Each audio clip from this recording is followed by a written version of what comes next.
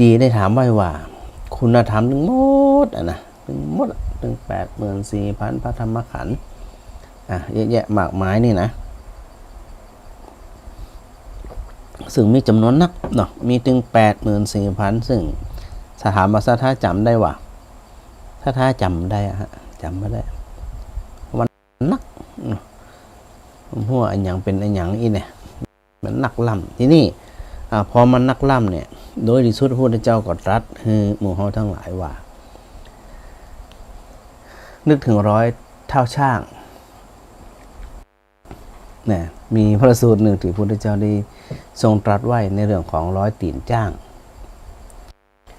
สัตว์บกเนี่ยนะใหญ่ที่สุดก็คือจ้างเวลาจ้างไปย่ำแล้วเนี่ยนะเป็นห้อยตีนมันก็สัตว์บกอื่นๆเนี่ยจะไปย่ำในห้อยตีนจ้างเนี่ยจะบ่เลยเถิดบ่ออกไปจากกรอบของห้อยตีนจ้างนั่น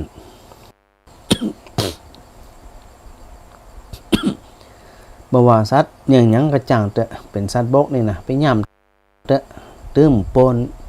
ตื้มบรรยายไปกว่าห้อยตีนจ้างแล้วพระพุทธเจ้าได้ตรัสเปรียบเทียบเนาะเปรียบเทียบในส่วนของพระธรรมของพระพุทธเจ้าวันนี้ธรรมดาแล้วนี่ฮะแม่ไอ้แก้วฮัลโหลนั่นบูตัวเหี้ยฮัลโหล เปิดโทรเมสเซนเจอร์มาแหมซ้ำทันสมัยคนเท่าประเดี๋ยวนี้นะ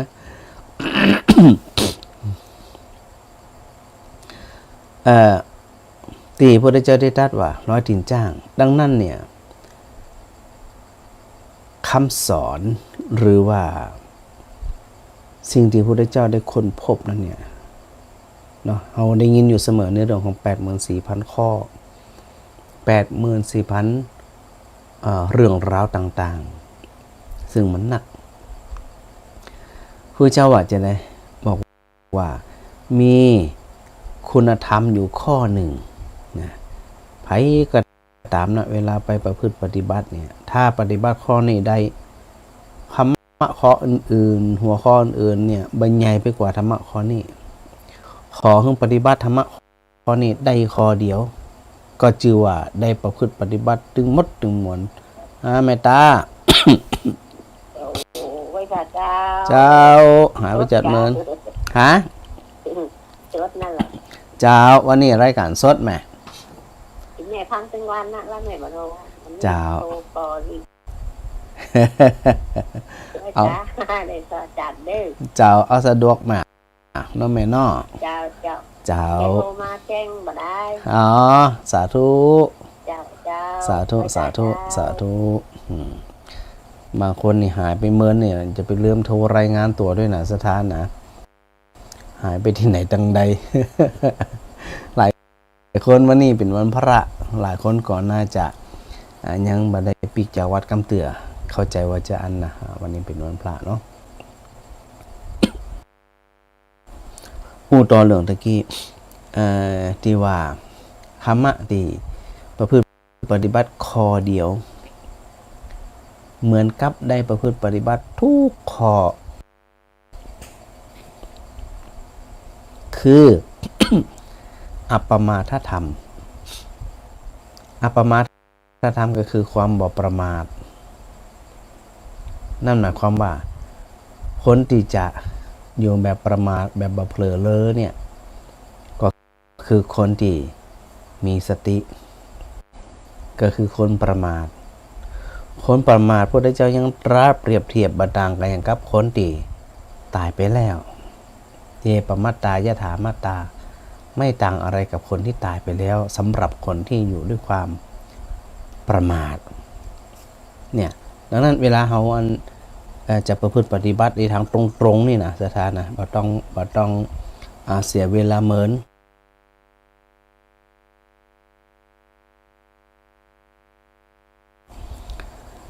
คือพยายามฝึกสติมีสติอยู่ในความบ่ประมาทอยู่เสมอที่พระอาจารย์ได้บอกสถาอยู่บ่อยๆว่า การที่เฮาจะฮู้ตัวเฮาว่าเฮามีคุณธรรมได้เข้าใจธรรมหรือได้ประพฤติปฏิบัติธรรมจริงๆมากน้อยแค่ไหนนั่นเนี่ยก็แต่เมื่อตอนที่ถูกอารมณ์เข้ามากระทบเท่านั้นนะสถานนะแล้วก็ตัวเฮาเองจะฮู้ว่าจิตเฮากวัดแกว่งแค่ไหนที่ได้อู้ก่อนหน้านี้เนี่ยว่าสถานทั้งหลายจะได้ก็ตามอะนะที่เฮายังเวียนว่ายตายเกิดเนี่ยจะปลอดจากความทุกข์บ่มีจะปลอดจากปัญหาบ่มีเนาะบางคนมีปัญหาครอบครัวบ่มีปัญหาเรื่องลูกแต่มีปัญหาเรื่องหลานบ่มีปัญหาเรื่องหลานเรื่องลูกมีปัญหาเรื่องเหลนบ่มีปัญหาเรื่องลูกเรื่องหลานเรื่องเหลนบางคนมีปัญหาเรื่องญาติพี่น้องบางคนญาติพี่น้องกับมีปัญหากันลูกหลานตาเต้าหลานเหลนกับมีปัญหาต่างคนต่างทำหน้าที่แต่บางครั้งมีปัญหากับคนข้างบ้านหรือบางทีมีปัญหากับคน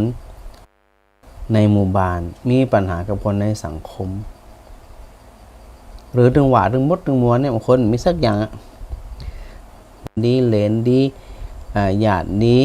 คนข้างบ้านก็ดีคนในหมู่บ้านก็ดีแต่หลายคนสุขภาพกายบ่ดีนะสรุปแล้วมันคือมันหยังหรือบางคนนี่ดีกูยังกายก็ดีแต่ว่าการเงินบ่ดีมันก็บ่สมบูรณ์มันก็มันบ่สมบูรณ์ดังนั้นเวลาเฮาจะเข้าสู่การประพฤติปฏิบัติแต่เนี่ยเฮาก็ต้องระลึกถึงเปิ้นฮ้องตั้งหลักหนึ่งใดเนาะไม่สวยสวัสดีเจ้าโอ้ยหายไปจัดเหมือนว่าจะไปแอวหาสวรรค์อยู่น้องหาอยู่แน่นี่ได้มาแอวค่ะลืมไปละก้าถ้าจะลืมไม่แบบนี้มาลืมฟังธรรมะท่านอาจารย์ถึงวันน่ะนี่สาธุเหมือนตักไม่สวยสักกำสักเดียวตักหลายเตือแล้วตัวมันได้เงี้ยน่ะโอ้ดีแล้วฮะดีแหละมันจะมันดีแหละตักหลายเตือแล้วเหรอแม่สวยเป็นยังได้พ้องอย่างนี้เหรอตั้งไว้จะได้ตาหวานแม่สวยเมื่อเข้าใจดีละอีเนี่ยนี่ว่าไม่สวยฟังธรรมะก็อิ่มใจค่ะดีกว่าสุขภาพฮะไม่สวยไก่มาตะปุ่นไก่มาตะเพกับมาแวะก็ได้เดี๋ยววันใดวันหนึ่งอย่าแวะเข้าไป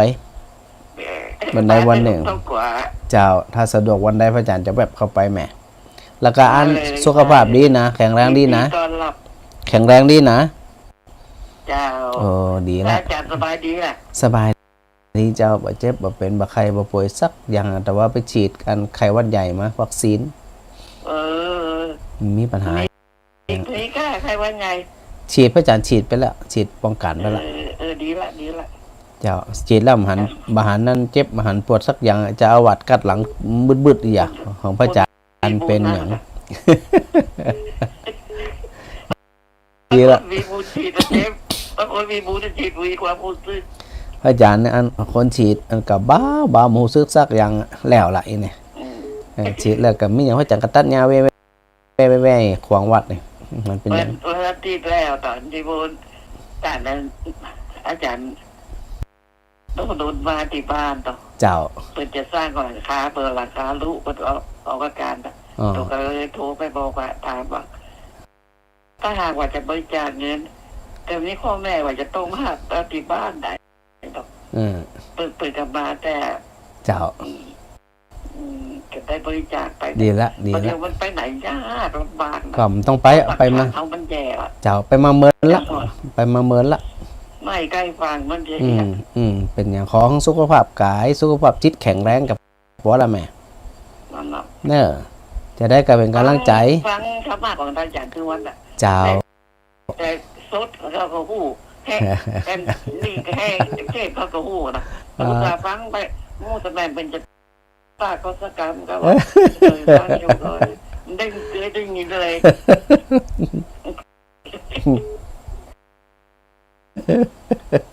สาธุนะแม่เนอะ เจ้า สาธุ ฮะไม่ใช่พรหนองบัวแดง แม่อะไรเหรอนั่น จากนั้นหนองบัวแดงก็น่าจะฟังจากคลื่น104เนาะ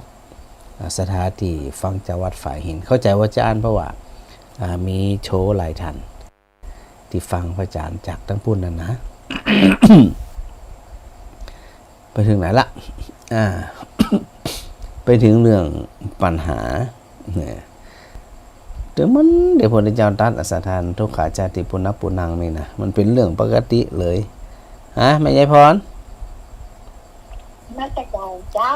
เจ้าฟังจากไหนนี่ ฮะ แม่ฟังจากไหน ไปเจ้าได้ชีนี่อ่ะ อ๋อวันนี้อาจารย์นั่นพระครูอาจารย์พระครูวิศวัตเปิ่นนั่นลิงรู้วันนี้ พวกพี่ว่าจะตายมา อ๋อเจ้าอ๋อวันนี้ลิงไปทางอันเนี่ยก็คลื่นฝ่ายหินนะแม่เนาะ104ไปหินนั่นแหละ เจ้าดีมากวันนี้นะแม่สบายดีเนาะฮะ ฟังจากเจ้าดีละสบายดีเนาะ เดี๋ยวนี้ยำแค้นมาละสบายมากละไอ้เนี่ยมันได้ไปเดินบ้างเจ็บแอว กะเจ็บมันอย่างบอกแอลกับไปเจ็บมันอย่างอีกอะเนอะบอกแอลเนอะ หมอไปว่าถึงจะดูอักเสบ บอกแอลกับไปเจ็บอย่างพะโล้นอีกอะ เรียกห้องยามานอนแบบห้องยาเปิดมือนอนอ่ะนอนบ้านเนี่ย เจ้าจะได้กะรักษาสุขภาพแข็งแรงนะแม่นะ ได้ไปเดินป่าละ อ๋อแต่ตอนนี้ดีขึ้นแล้วเนาะ เดี๋ยวนี้ดีแล้วละ ดีมาก แค่เจ้าชีสา นั่นน่ะไม่เต้านะเป็นดีจังที่เปลืองดีละสาธุสุขภาพแข็งแรงนะ เอาที่เจ้าน่ะเป็นที่ได้จะได้อ่ะ เอาตัวเจ้าเป็นที่เปลืองที่ตัวเจ้ากับไก่กับไม่เต้าสีขานะกับเปลืองทันทีอ่ะ มาเจ้าอ่ะมันจะ ฮะ ถึงมาเจ้ามาวัน ดีละจะได้บ่งอมเหงาเนอะแม่เนอะ เจ้าเชี่ยวชองเลยนะ อ๋อ ฟังเจ้าฮอกฟังหนึ่งฟังได้ดี เจ้าสาธุแม่ยายพรเจ้าสาธุเจ้าโยมติ๋ม จากไรสาเจ้าท่านอาจารย์ เจ้าคนบ้านอุโมงค์ฟังอันฝ่ายหิน104แหละ แม่ฟังท่านอยู่เนอะ เจ้าชัดเจนดีก่อ เจ้า ชัดเจนดีแหละ บ้านอุโมงค์ละปูนเจ้า เจ้าอุโมงค์อยู่ละปูนบ้านอุโมงค์ละปูนนี่ เจ้า ชัดเจนดีก่อ เจ้าชัดเจนดีเนอะแม่ฟังงานขึ้นของวัดฝ่ายหินนะเจ้า เจ้า104.5เนาะ เจ้า โอ้ เป็น ชั กำ ด ลัง เจ ใจ น ให้ ดี ท่านเนอะ เจ้าสาธุแม่ติ๋มสาธุ เจ้า เจ้า เจ้า สาธุเจ้าแม่ยายกี่คนสันกำแพงยายกี่ เจ้านมัสการเจ้า เจ้าหายไปจัดเหมือน เจ้า ฟังอยู่เจ้าแล้วมันไม่ได้โทรเจ้าก ะก็ พอ ฟัง ดีไปสวดลูกวัดมาตะกี้นี่เจ้าก ะวัดเนี่ย เจ้า วัดเนี่ย นิมออนเจ้า วัดอรุณโชติการามเจ้า มีอันคนไปสวดด้วยหลายก็ มีสัก30 ป่ายนะเจ้า อู้หนักอาล่ะเหรอแล้วที่เจ้ากี่ตัวนั้นในวัดอ่ะ พระเจ้ามี3 ตนเจ้า สถานหนักกว่าเนาะ เจ้า ม่วนพระ ไป ธามีประมาณเกือบจะ200อะเจ้า 200หลังคา เจ้า 200หลังคาไป30ป่ายประคำเมื่อคืนก็โอเคนะ เจ้า แสดงว่าสถาน ตาก็บ่ค่อยดีไปหลอกมาใหม่มันก็กระเลือนลางอยู่ก็เลยไปเดินไปเอาอะ ไก่วะบ่ไก่ก้า เดินไปเอา บ่ไก่ก้าแม่ ได้ก็สักกึ่งโลเนี่ยเจ้า จริงๆนะฮะตามบ้านนอกบ้านนาเฮาก็เดินก็ดีกว่า เจ้า มันบ่ไก่เนาะ มันมีกูเตียวเจ้า ดีละไปด้วย คน กัน โตกับเจ้า ตกอยู่นะแม่แต่ตอนนี้บ่ตกมันตกตะว้าว่าซื้นแต่ตอนเจ้าตอนนี้ก็ตกอยู่ เจ้า แต่แล้วนี่ก็เริ่ม เจ้า ฮ้อน สาธุแม่ กราบนมัสการเจ้าฟังขึ้น100 ปีเจ้าฟังชัดเจนดีนะ เจ้า เจ้า สาธุแม่ยายกี่สะน้ำแป้งสาธุเจ้า นมัสการเจ้า สาธุเนี่ยศรัทธาหลายตีหลายแห่งเลยนะนี่นะที่เปิ่นอันไปปากันไปสวดมนต์ไหว้พระเนาะจุ่มอกจุ่มใจจื่นอกจื่นใจนะศรัทธานะเปิ้นห้องว่าสันทิติโกเนี่ยฮู้ได้เฉพาะตนนะไผบ่ทำไผบ่ฮู้หรอกว่าการสวดมนต์ไหว้พระการทำสมาธิการฟังธรรมยิ่งการเข้าใจธรรมเนี่ยว่ามันมีความสุขแค่ไหนนี่นะมันจะหูได้ระลึกได้เฉพาะไผเฉพาะคนที่ประพฤติปฏิบัติเท่านั้นถ้าบาจารย์นี่บอกไปเตอะสถามันเติมจิหูเรื่องมันก็แต่ถ้าหากว่าสถาใดประพฤติปฏิบัติเนี่ยย่อมหูเรื่องอยู่เสมอเนาะกลับมาในเรื่องของอัปปมาทธรรมธรรมะที่นำไปสู่ความบ่ประมาทไม่ก็ซึ่งก็คือตัวสติไอตัวสติมันจะนำเข้าไปสู่ปัญญาไอสิ่งทั้งหลายเหล่านี้เนี่ยเวลาเราฟังจากผู้อื่นฟังจากพระอาจารย์เนี่ยเป็นเพียงแค่ทฤษฎีแต่ว่าเวลาเอาไปปฏิบัติแต่เนี่ยเฉพาะคนปฏิบัติเท่านั้นถึงจะไปซึมซับในรับรสชาติบนห้อ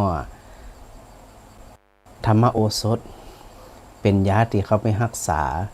โรคจิตคือโรคทางใจอย่างที่บอกอยู่เสมอว่าบรรดาเฮาที่เป็นปุถุชนทั้งหลายเนี่ยมันล้มลุกคลุกคลานเนาะลุ่มๆดอนๆมีสุขมีทุกข์คละเคล้ากันมาตลอดแล้วก็สิ่งที่จะยะฮือใจของเฮาเนี่ยมีความเศร้าหมองขุ่นมัวมันก็มาตลอดเหมือนกันเป็นการวัดว่าระหว่างอารมณ์ที่เข้ามากระทบกับจิตใจของเฮาเนี่ยนะใครจะเข้มแข็งกว่าใครจะแกร่งกว่าใครจะหูตันได้กว่าไผเพราะจะได้เหี้ยมันก็ตึ้งมาตลอดแล้วเวลาเราไปใส่ใจแล้วก็ศึกษาเรียนรู้นำมาประพฤติปฏิบัติเนี่ยมันอยู่เพียงแค่ความคิดหรือว่าจิตของเฮาเอง เหมือนกับเวลาเฮาตั้งอยู่ในความบ่ประมาทมันก็นั่นก็คือศรัทธามีสติเนี่ยถ้าจะเผลอไปด่าคนก็มีเผลอไปตุกก็มีเผลอไปเศร้าโศกก็มีตื้มกับแก้วไหว้สาเจ้าบัดนี้นัดกันเนี่ยตั้งมือแล้วเนอะเจ้าจบแล้วเอ้ยฉลองฮับปฏิบัติตัว28ฮับระยะสั้นแหมกะกับนิ่มกับปีหน้าน่าจะปะพระอาจารย์เนาะเจ้าพระอาจารย์จะมาเมตตาเนาะน่าจะมาสอนกับเจ้าท่านนะฮะมาแน่ใจเจ้าขึ้นอยู่กับทางอันผู้ดูแลหลักสูตรเปิ่นจะจัดตารางนะเจ้าส่วนมากจะมี1 2 3นะเจ้าพระอาจารย์แม่นขึ้นอยู่กับจนต่อปี4เดี๋ยวคือทอก่อนถ้าไปก็เป็นเห็นย่างนะเนาะพระอาจารย์เจ้าปะเปื่อนปะฝูงได้มาเห็นชีวิตนึงเนาะเจ้าแม่นเนาะมันจะได้อันบ่งอมบ่เหงาเนี่ยเจ้าเปื่อนปะฝูงได้ความรู้มาเฮฮาปาติตามภาษาคนเฒ่ากับเจ้าถูกต้องอย่างพระอาจารย์หันน่ะกับเจ้าเนาะถ้าอยู่คนเดียวเหงาก็งกเนี่ยเหงาก็งกเหมือนนั้น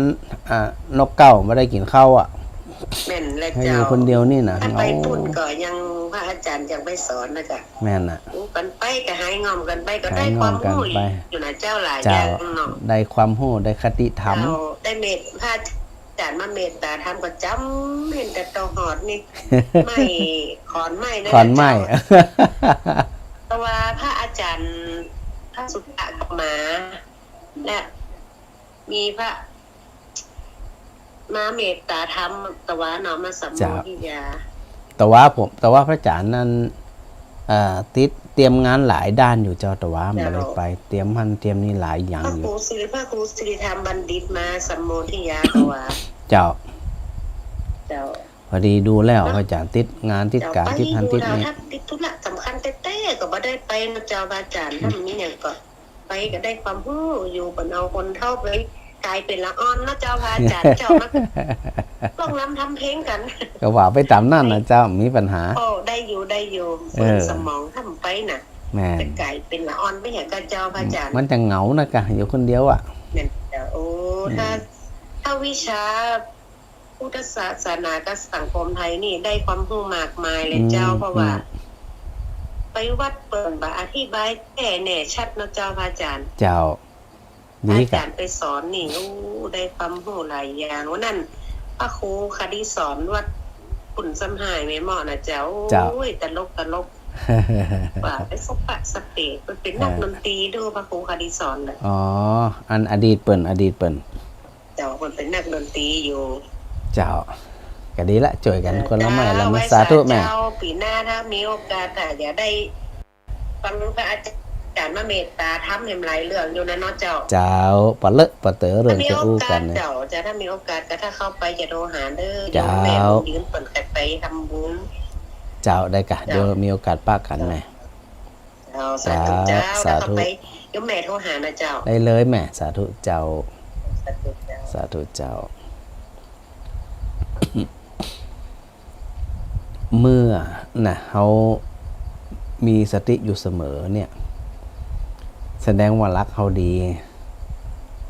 เพราะตัวสติเนี่ยแปลว่าการหู้ตัวคนมาหู้ตัวก็เผลอมันก็ที่พระพุทธเจ้าตรัสว่าคนนั้นตั้งอยู่ในความประมาทประมาทโทมัจจุโนปะทังความประมาทเป็นทางความตายอัปปมาโทอมตังปะทังความการไม่ประมาทเป็นทางไม่ตายดังนั้นเนี่ยในสิ่งทั้งหลายเหล่านี้เนี่ยเขาก็จะได้สังเกตสังกาจิตใจตัวเองมันมันแบบมีอย่างสถานเพียงแค่พลิกนิดเดียวต่ออันแต่ถ้าหากว่าเขาบอกไปเข้าใจความจริงมันจะเขาขึ้นเอาเองนะสถานมันความจริงมันเป็นเช่นอันแต่ถ้าเราว่าไปจมปักอยู่กับเรื่องนั่นเรื่องนี้คนนั้นคนนี้ไปตุกกับคนนั้นคนนี้เนี่ยจานนี้ถึงจานนี่นิ่มป้นละ นิ่มป้นแต่ได้มันก็ตึงอันตุกอยู่วันยังคำบางทีอย่าไปลืมพระอาจารย์อู้แหมระว่าในความเป็นจริงนั่นแต่ละคนเนาะเกิดคนเดียวตายคนเดียวอะแต่ว่าสถานหลายคนหลายท่านก็ยังตุกเพราะคนอื่นอยู่เขาต้องคำนึงตัวเขาอยู่เสมอว่าเขาทำดีที่สุดแล้ว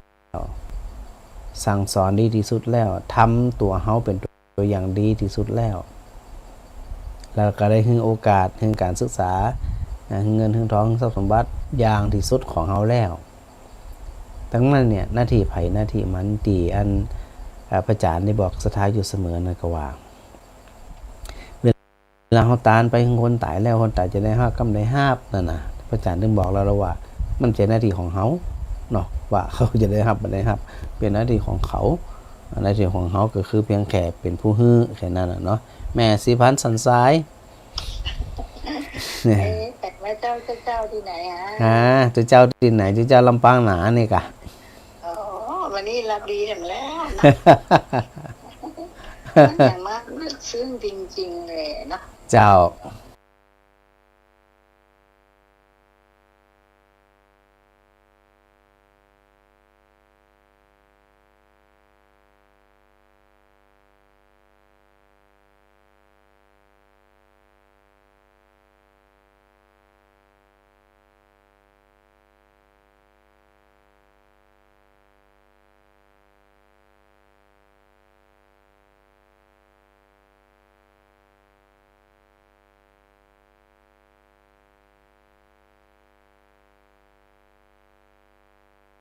อย่างมากลึกซึ้งจริงๆเลยเนาะเจ้า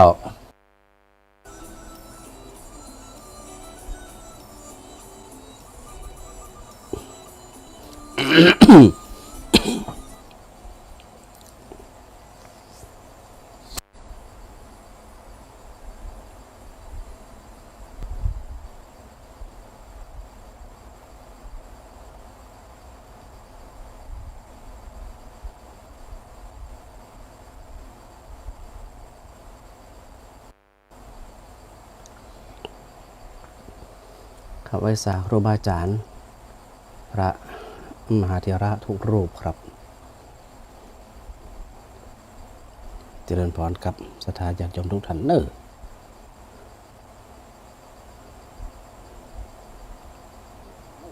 ได้ปะได้ปกแอนไม่กลัวเขามีความดีให้อย่างไม่กลัวมันหยัง เขามีของดีให้ยังเขากลัวมันยังเนาะ เจ้าก็ความดีของเขาเนี่ยกะ ไม่สบายใจยังไม่ไปฝางวันนั้นไปโทรหา ฮะพระอาจารย์กะ มันมาเขาจะกันมันเนาะ บอกฮู้จักกันนะวันเดียววันหลังพระอาจารย์ก็กำไม้วันนั้นบ่ได้เอาไม้ไปตัวบ่ได้วันนั้นนะ โอ้ได้ยินเป็นขโมยกินอ่ะท่านมาหาบวรวิทย์เนี่ยนี่นะเนี่ยต้องหาก็ไปเป็นคนต้องหาคนหูจักกันไม่เกตอ่ะ เดี๋ยววันหลังพระอาจารย์เอาไม้พวกไม้สยามไปตัวยำไปมันเนี่ยที่ซาฮกนี่คือที่ของท่านมหาสมชาติแต่ก็ไม่ได้ไปโอ้ไก่ล่ำมันหมอหน้าถมอกเนี่ยหมอนัดหมอเนาะม่อนน่ะอยู่กับหมอนี่นะมันสำคัญกว่าถ้าเราผิดพลาดเวลาเปิ่นเขาก็มาได้ความละเอียดเลยแม่นก็ไปตามเปิ่นหมอนัดตีหมอเปิ่นนัดนะกับเจ้าหมอก่อนนะนี่มันจึงมีหลายตีหลายตังอยู่เจ้าเดี๋ยวก็มีติ๊กอ่ะมันต้องไปกล่าวบนมันมีบุญมีวาสนาเจอเนี่ยเราได้ไหว้ได้สาแต่บ่เกินบ่เกินปานปีท่อบ่เกินปานปีแม่เหมือนว่าแม่ว่าเมื่อเป็น100 ปีพันปีด้วยนะเดี๋ยวมีโอกาสจังได้ปะกันถามน้องไอ้คนที่ไปเจอกันไม่ไหนตั้งใจหมอเจ้าอันนั้นก็มาได้ยมแม่ยังมาสิพันมาได้ที่26อันนี้เป็นเนอร์ถ้าแม่ว่ามีธุระอะไรอย่างสำคัญแม่ก็จะไปเนาะโอ้สันสายบนก่อนนะมาตั้งแต่เจ้ากันน่ะนั่นก็มันได้ต้องไปหาหมอก่อนถูกต้องไปหาหมอดีละเนอะก็อันแข็งแรงดีนายแม่สิพันวันหน้าจะได้ไปอย่างสบายอีกอ่ะแม่รักษาสุขภาพไว้เป็นหลักก่อนนะดีละสาธุบุญรักษานะแม่สิพันเนอะทุกวันสาเจ้าก็มีเจ้าสาธุแม่ขอท่านแข็งแรงนะสาธุเหมือนกัน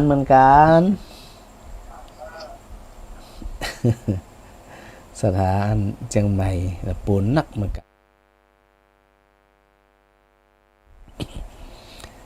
ป้าการฟังธรรมและสุขใจ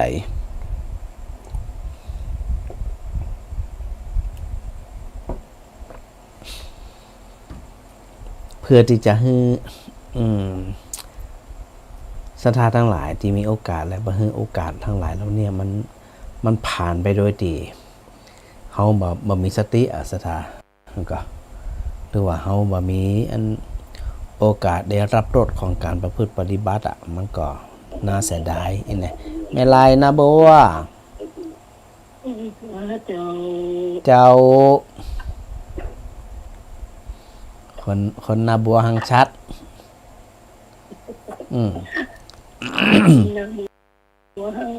ไปทางใดหมู่โหมเคยไปเตียนนะนี่ไปทางใดหมู่โหมติว่ามาอันนี้นะก็มาบ้านไหนแล้วที่บ้านนั่นนี่ต้นซอกะมันเนี่ยสันส้มปล่อยนี่สันส้มปล่อยอ๋อโอเคนึกแล้วไปตามเมืองยาวน้อยเดียวกันไปตามเมืองยาวเจ้าอ๋อมาตรงเกวียนนี่โอ้เขาตรงเกวียนโอ้พระมหาสมชาติคนมาแถวบ้านใช่ไหมกะเดี๋ยวพระอาจารย์มันมีเวลางานมันนักเจาะมีเวลาเดินตังแล้วก็นี่ร้านเป็นมาครัวมาส่งเตียแล้วเจ้าดีละแบ่งปันอาจารย์นิรันดร์เปิดก็เป็นสะพานบุญทั้งอาจารย์นั้นอย่างที่ว่าตุกนะครับแม่เกิดจากอะไรเนาะเจ้าแต่ก่อนแม่ถ้าจะได้ไปส่งแม่แม่มอนไปนอนวัดครัวไปให้เป็นไปนอนชอไป48เป็นก็ไปชองคืนกันเนาะเจ้าไปหับไปส่งย่างไปเนาะเป็นให้มาค่ำมาเจอไปเลยจ้ะ อันนี้ลูกคนก็ถึงมีปัญหาทางนอก เจ้า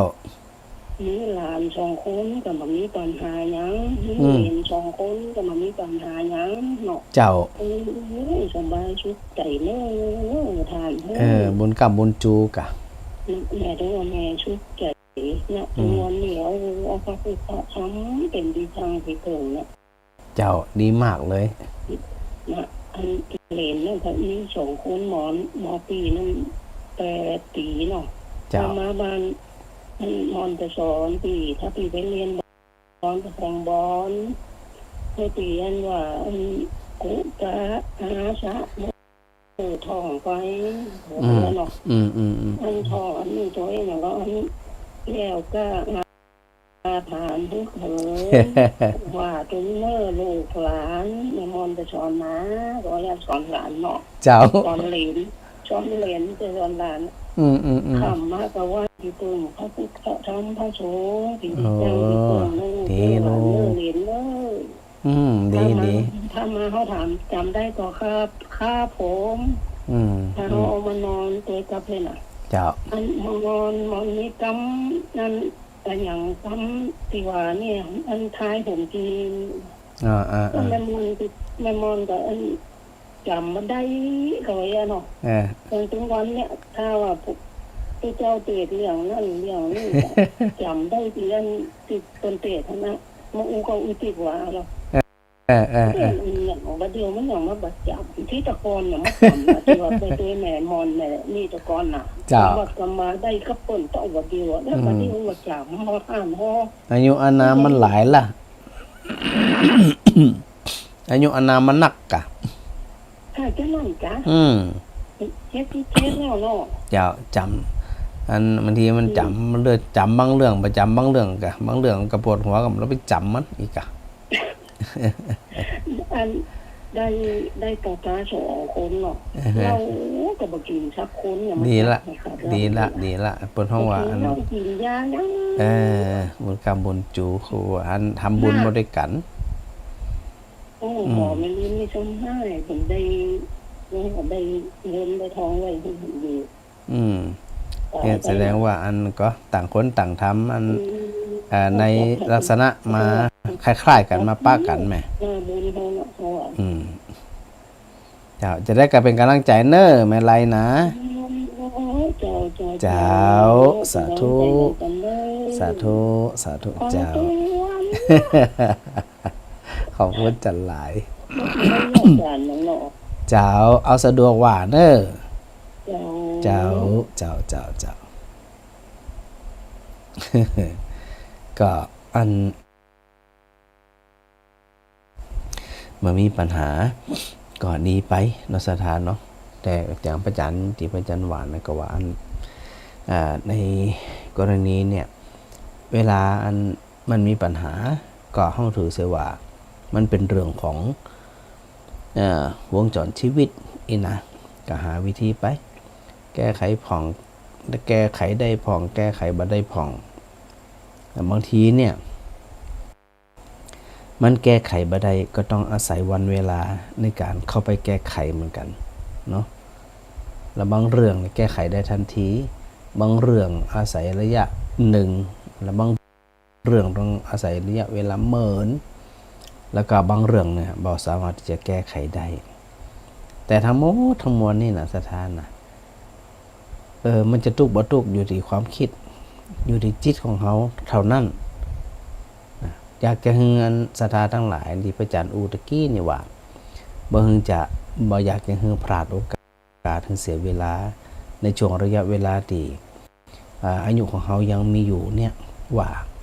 เขาจะอยู่แบบอย่างน้อยที่สุดก็ขอมีความสุขใจและจะบ่ยอมป่วยทางกายขออภัยบ่ยอมป่วยทางใจเพราะว่าเรื่องร่างกายนั้นเนี่ยมันพอมันเสื่อมสิ้นไปเสื่อมสุดไปถ้าทั้งสี่มันย่ำแย่ไปอย่างไปนี่นะมันจึงมีสภาพสถาโรคภัยไข้เจ็บอันนั้นเป็นเรื่องโรคทางกายที่พระอาจารย์ได้อู้ไว้แต่ว่าวซื้อเนี่ยนะแต่ว่าอันป่วยจิตป่วยใจโรคใจเนี่ยอันเนี้ย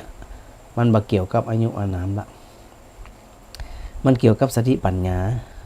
สถานะสติปัญญาของเขาเนี่ยว่าไปพิจารณาไปเข้าใจมันพิจารณามันไปหูตานมันถ้าหูบัดตานเท่ากับเผลอแน่นอนเผลอจังเผลอชอบเผลอจมเผลอดาเนาะเผลออาฆาตพยาบาทมาดึงมาด้วยการเป็นเส้นเป็นสายฮึงนึกอีว่าเฮาตั้งอยู่ในความบ่ประมาทแสดงว่าเฮามีสติคนมีสติต่ออ่านสถานาติจะเนี่ยคือชีวิตของแต่ละคนนั่นเนี่ยมีความสุขมีความเจริญต่อไปในภายภาคหน้านั่นเวลาเฮาก็ต้องนึกอีว่าโอกาสที่เฮาได้ฟังฟังธรรมนั่นน้ำธรรมที่เฮาได้ศึกษาได้ฟังได้อย่างมาตลอดนั่นน่ะก็ขอของสถานเนี่ยได้ใส่ใจเป็นพิเศษเนาะว่านักคณะทุกคืนที่ฟังพระอาจารย์เนี่ยว่าเฮาได้อะไรอย่างพ่องเฮาได้ข้อคิดอะไรอย่างพ่องเฮาได้เตรียมกายเตรียมจิตอะไรอย่างพ่องนะพอเฮาได้เตรียมจิตแล้วก็ใส่ใจจิตใส่ใจของเฮาพร้อมแล้วเนี่ยพอจิตใจของเฮามีความสุขความสบายแล้วอันอื่นมีปัญหาสักอย่างสักท่าแม่แก้ว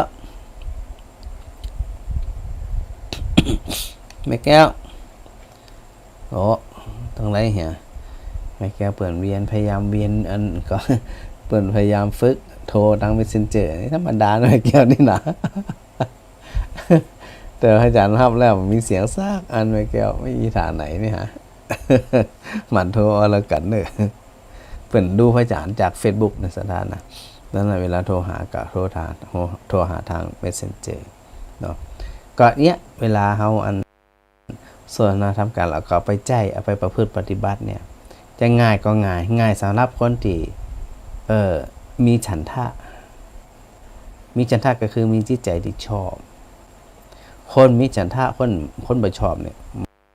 มีความหมายสักอย่างใจมันหมาเนาะใจหมาแต่เฮาทั้งหลายนี่มีตัวฉันทะมาแล้วจึงก่อเกิดวิริยะความภาคเพียรพยายามของเฮาอยู่เสมอนี่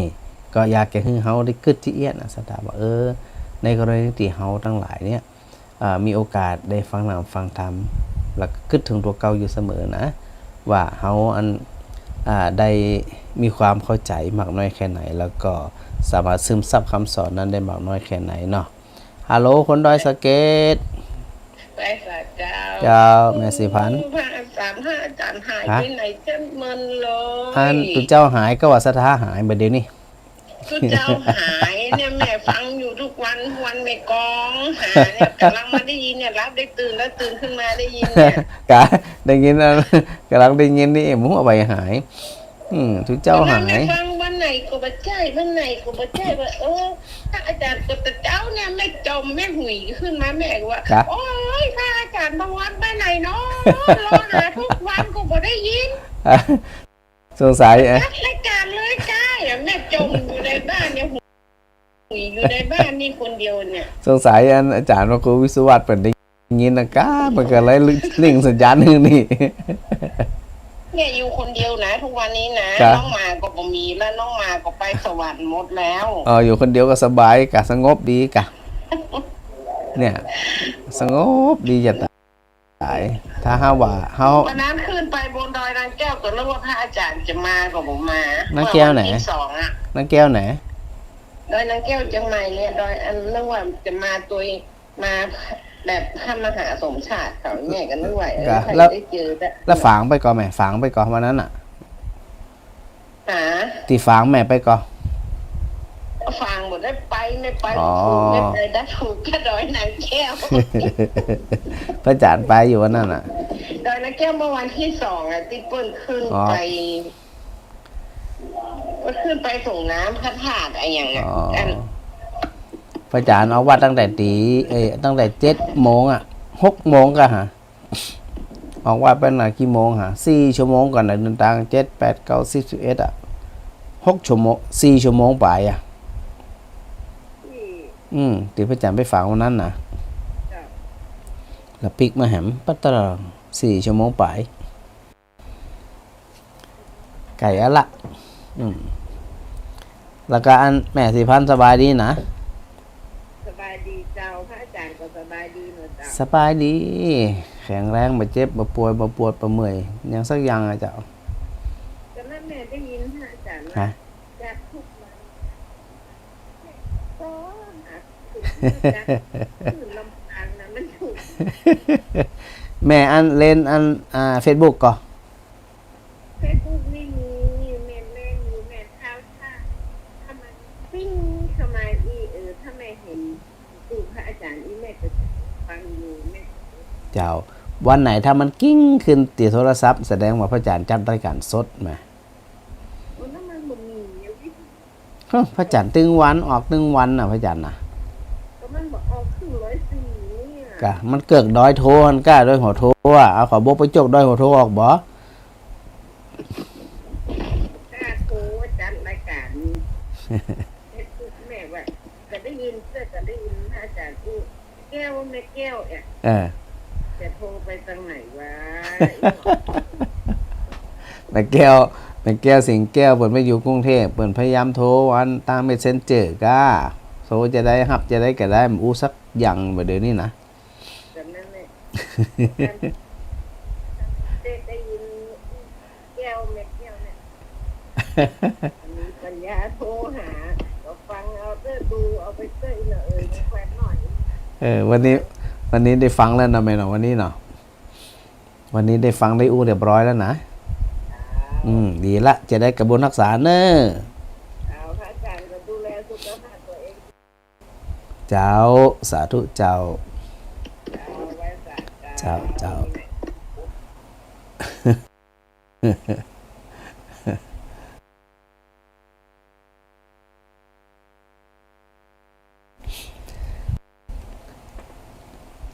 สถา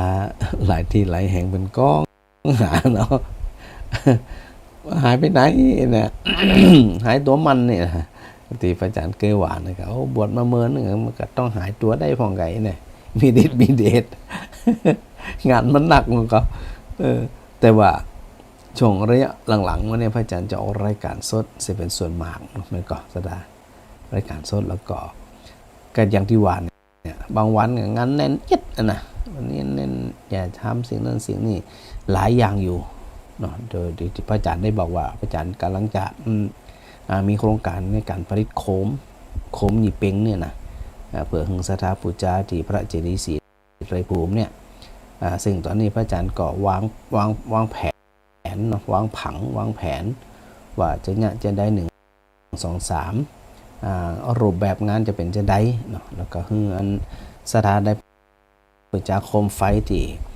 คนเฒ่าคนแก่มาวัดมาเนี่ยที่วัดศรีไตรภูมิเนี่ยปากันผลิตแล้วก็ให้ศรัทธาทั้งหลายปูจาเพื่อที่จะนำไว้พระเจดีย์ศรีไตรภูมิพระอาจารย์ก็จะวางแถวนะศรัทธานะกึดเอาว่าวางแค่อันถึงจะได้ถึงจะงามแล้วก็แปลงติดไทยหุบต้วยนี่นะเพื่อที่ถึงศรัทธาได้มาเก็บภาพเก็บอย่างวัดศรีไตรภูมิเนาะแล้วก็พระเจดีย์ศรีไตรภูมิก็บอกแล้วว่าเป็นการระลึกถึงองค์สมเด็จพระสัมมาสัมพุทธเจ้าที่พระองค์เสด็จลงจากดาวดึงส์ในวันตักบาตรเทโวเอาง่ายๆออกพรรษา1 วันเนี่ยนะแล้วก็พระพุทธรูปพระเจ้าเปิดโลกเหมือนกันนะดังนั้นเนี่ยพระอาจารย์ก็เลยปีนี้นะก็เลยมีความคิดไว้ว่าจะจัดงานถวายโคมเป็นพุทธบูชาก็ตั้งไว้ประมาณสัก5,000 ถึง 10,000 แก่นโดยศรัทธาได้ปูจาใครอยู่ไกลจะได้ก็ถ้ามีโอกาสมาก็ร่วมทำบุญใดนะที่พระอาจารย์ได้บอกว่าประมาณสัก59 บาทคือ60 บาทนั่นนะโดยประมาณเนาะในวันนี้เนี่ยส่วนของแม่แก้วเนาะคุณโยมเพ็ญศรีลูกหลานก็ได้เปิดห้องว่าได้ทำบุญมาเรียบร้อยแล้วนะทำบุญมาเรียบร้อย600 บาทโอนเข้ามาเสร็จเรียบร้อยแล้วก็ถ้าได้มาสมมติว่าได้มาก็คือมาเขียนเองมาอธิษฐานเองอย่างเองเนาะถ้าบ่ได้มาเดี๋ยวพระอาจารย์ก็จะเขียนฮื้อ เขียนนั้นวันจื่อ จื่อนามสกุลวันเดือนปีเกิดนี่ก็ถือโอกาสได้รวมปูจาในองค์สมเด็จพระสัมมาสัมพุทธเจ้าประเพณีตั้งเหนือเฮาก็คือเดินหยี่เป็งเนาะสถานเนาะเดี๋ยวพระอาจารย์ก็จะ ทำโดยเฉพาะวันที่26 27นี่นะ26เนี่ยพระอาจารย์อาจช่วงเจ้าอาจบ่ได้อยู่เพราะว่าพระอาจารย์ต้องมีสอนที่ปุ่นเนาะช่วงบ่ายก็มีสอนอยู่นะพอสอนเสร็จอย่างเสร็จพระอาจารย์ก็จะแห่งปิกมารวมงานแหมที่วัดศรีไตรภูมิโดยอาจารย์พระครูพระครูศรีสิทธิวิมลเนาะเจ้าอาวาสวัดสองแควศรีบุญเรืองจากฝางปาสถามาที่เปิ่นเป็นนะมาสอนอันหมู่เราคนแก่คนหนุ่มคนสาวไผก็ได้ที่มีความต้องการนี่นะมาฝึกมาฮัดแล้วก็มาผลิตกันเองทำกันเอง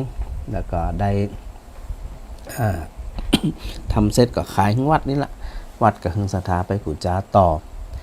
เพื่อที่จะสร้างบุญสร้างกุศลเนาะสร้างรายได้ตัวสร้างรายได้ให้กับอันหมู่คนเฒ่าคนแก่อยู่บ้านก็ง่อมบ่ได้เนาะศรัทธาเนาะมานั่งอู้กันห่อกินข้าวห่อข้าวมากินด้วยกันมาทำด้วยกันม่วนใครมีหน่อไม้ย้ำหน่อไม้ก็เอามาอันสู่คนอื่นนะเพื่อคนอื่นเพิ่นจะเอาน้ำพริกหน่อไม้มาเนาะ หน่อไม้จนหน่อไม้นี่นะเพราะอาจารย์ว่ามันได้บรรยากาศของอดีตเนาะที่เวลาเขามีการมีงานเนี่ยเขาก็จะมาอุลุมตุ้มน้ำกันอยู่ที่วัดแพร่มันก็เลยได้สร้างโดยเฉพาะอย่างจิตใจนั้นมันได้ผ่อนคลาย โอกาสจะไปเครียด กับลูกกับหลานมันก็เบาลงเพราะมันมีเวลานะบ่อนปูกันไปยังไปนะหนังปืนได้กันหนังปืนได้กันหนังเก้าอี้นะหนังเก้าอี้มาได้กันหนังกระเติกก็ได้ตามสบายเลย อาจารย์มีสถานที่สถาใดทำแล้วนั่นเนี่ยก็เลยจึงบอกสถาญาติโยมว่าถ้าบัดติดอย่างเป็นแต้เป็นหวานเนี่ยนะพระอาจารย์จะออกรายการสดจีอยู่เสมอแต่ถ้าติดบางทีก็หายไปเลยถึง2 ชั่วโมงเอาเทปใส่ถึง2 ชั่วโมงบางทีก็แค่ชั่วโมงเดียวแล้วก็หายไปเลยแล้วก็เอาเทปมาเป็นชั่วโมงหลังนะแล้วก็พองานมันหนักในสถานเนื่องจากว่าพระอาจารย์ต้องประสานงานในเรื่องของสลาดตัวอย่างตัวแล้วก็คิดจะทำหลายอย่างสถาดอกไม้ตัวดอกบัวตัวนะพระอาจารย์จะนอกจากโคมไฟแล้วเนี่ยพระอาจารย์จะทำอันกระถางดอกไม้กระถางบัวนะเป็นกระถางบัวเพื่อที่จะเอาทำกระถางบัวซึ่งบัวเนี่ยพระอาจารย์ก็ไปดูตีอินเทอร์เน็ตเนาะมันมีบัวส่วนมากจะเป็นบุญทริกคล้ายๆกับดอกป้าน แต่ว่ามันมีสีสันงดงามนะสถานนะสีแดงสีขาวสีชมพูสีแสดสีจัดๆหนูนี่นะ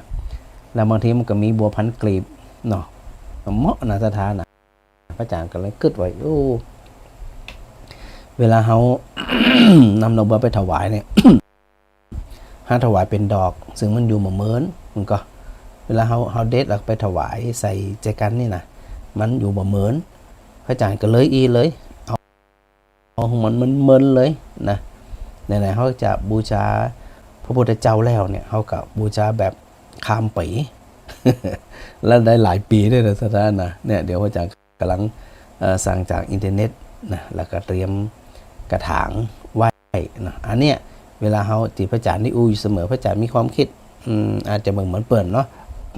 เหมือนกับสถาอันเอาหยาเอาสวยนะไปไว้ไปสานั่นน่ะกะมาเจอว่าอย่างนั้นก็ดีอาจารย์ก็เลยบอกว่าถ้าจะหึงดีไงจะได้เอาต้นมันมาเลย เอาอันก็เด็ดดอกมะลิมาถวายพระ ได้ก่อนได้เอาแบบพวงมาลัยมาได้ก่อนได้มัดสถานนะแต่ถ้าจะหึงดีจะได้เอาต้นใส่กระถางมาเลยปลูกเลยแล้วมันอยู่เมื่นนะยิ่งถ้าเป็นผลไม้เป็นไม้ที่กินได้สมะนะปลูกแล้วมันใหญ่ตัวได้กินตัวห่มตัวนะแต่ในส่วนบัวเนี่ยพระอาจารย์ก็มีความคิดว่าเขาบอกคงบอกมีโอกาสที่จะได้เด็ดดอกบัวไปถวายพระพุทธรูปทุกวันนะแต่ถ้าหากว่าเขาทำกระถางบัว ซึ่งมันจะบานตลอด การที่มันบานตลอดนั้นแสดงว่าเขาได้ถวาย ดอกบัวกับพระพุทธเจ้าตลอดซึ่งพระอาจารย์เป็นจะทำกระถางเดียวนะเป็นนับพอเนี่ยผมมีหลาย10กระถาง น่าจะเป็นร้อยเหมือนกันนะก็ก่อยขยับขยายเอานะแรกๆก็อาจจะให้มันห่างๆกระถางเอาไว้เอานอกกำแพงแก้วนี่นะแล้วก็เอาเดือรอบเดือรอบก็ตั้งไว้เป็นจุดแล้วก็เวลาสถานจะถ่ายรูปการอย่างกาหรือจะอธิษฐานเองหรือก็ได้นะหันดอกบัวละโอ๊ตบ่ได้นั่งคุกเข่าถวายดอกบัวนี่งดงามเนาะข้าพเจ้าจะบเด็ดละแต่ว่าขอน้อมถวายนะ โดยปกติเนี่ยเวลาเขาปลูกเป็นต้นเป็นเงาบัวอย่างนี้นะมันจะงามพระอาจารย์จะเป็นที่สถานนั้นเวลาสถานที่จะเอานั่นมาถวายอันที่มาถวายหมายถึงว่าดอกไม้ใบไม้อย่างนี้นะถ้ามาเป็นต้นนี่ก็จะเหมาะเลยซึ่งเราต้องนึกถึงในอนาคตลูกหลานต่อไปยังไม่ที่ได้กินเป็นลูกซ้ำห้ากะมันไม่จะได้กินเฉพาะในเจนของเขาเจนลูกเจนหลานมันถึงได้หมดห่มเงานกหนูปูปีก็ได้อาศัยนะเขาวัดเขาวากะสงบลมเย็นนะ พอมาสงบลมเย็นแล้วมันเนี่ยคือเวลาเราประพฤติปฏิบัติเนี่ยมันจุ่มเย็น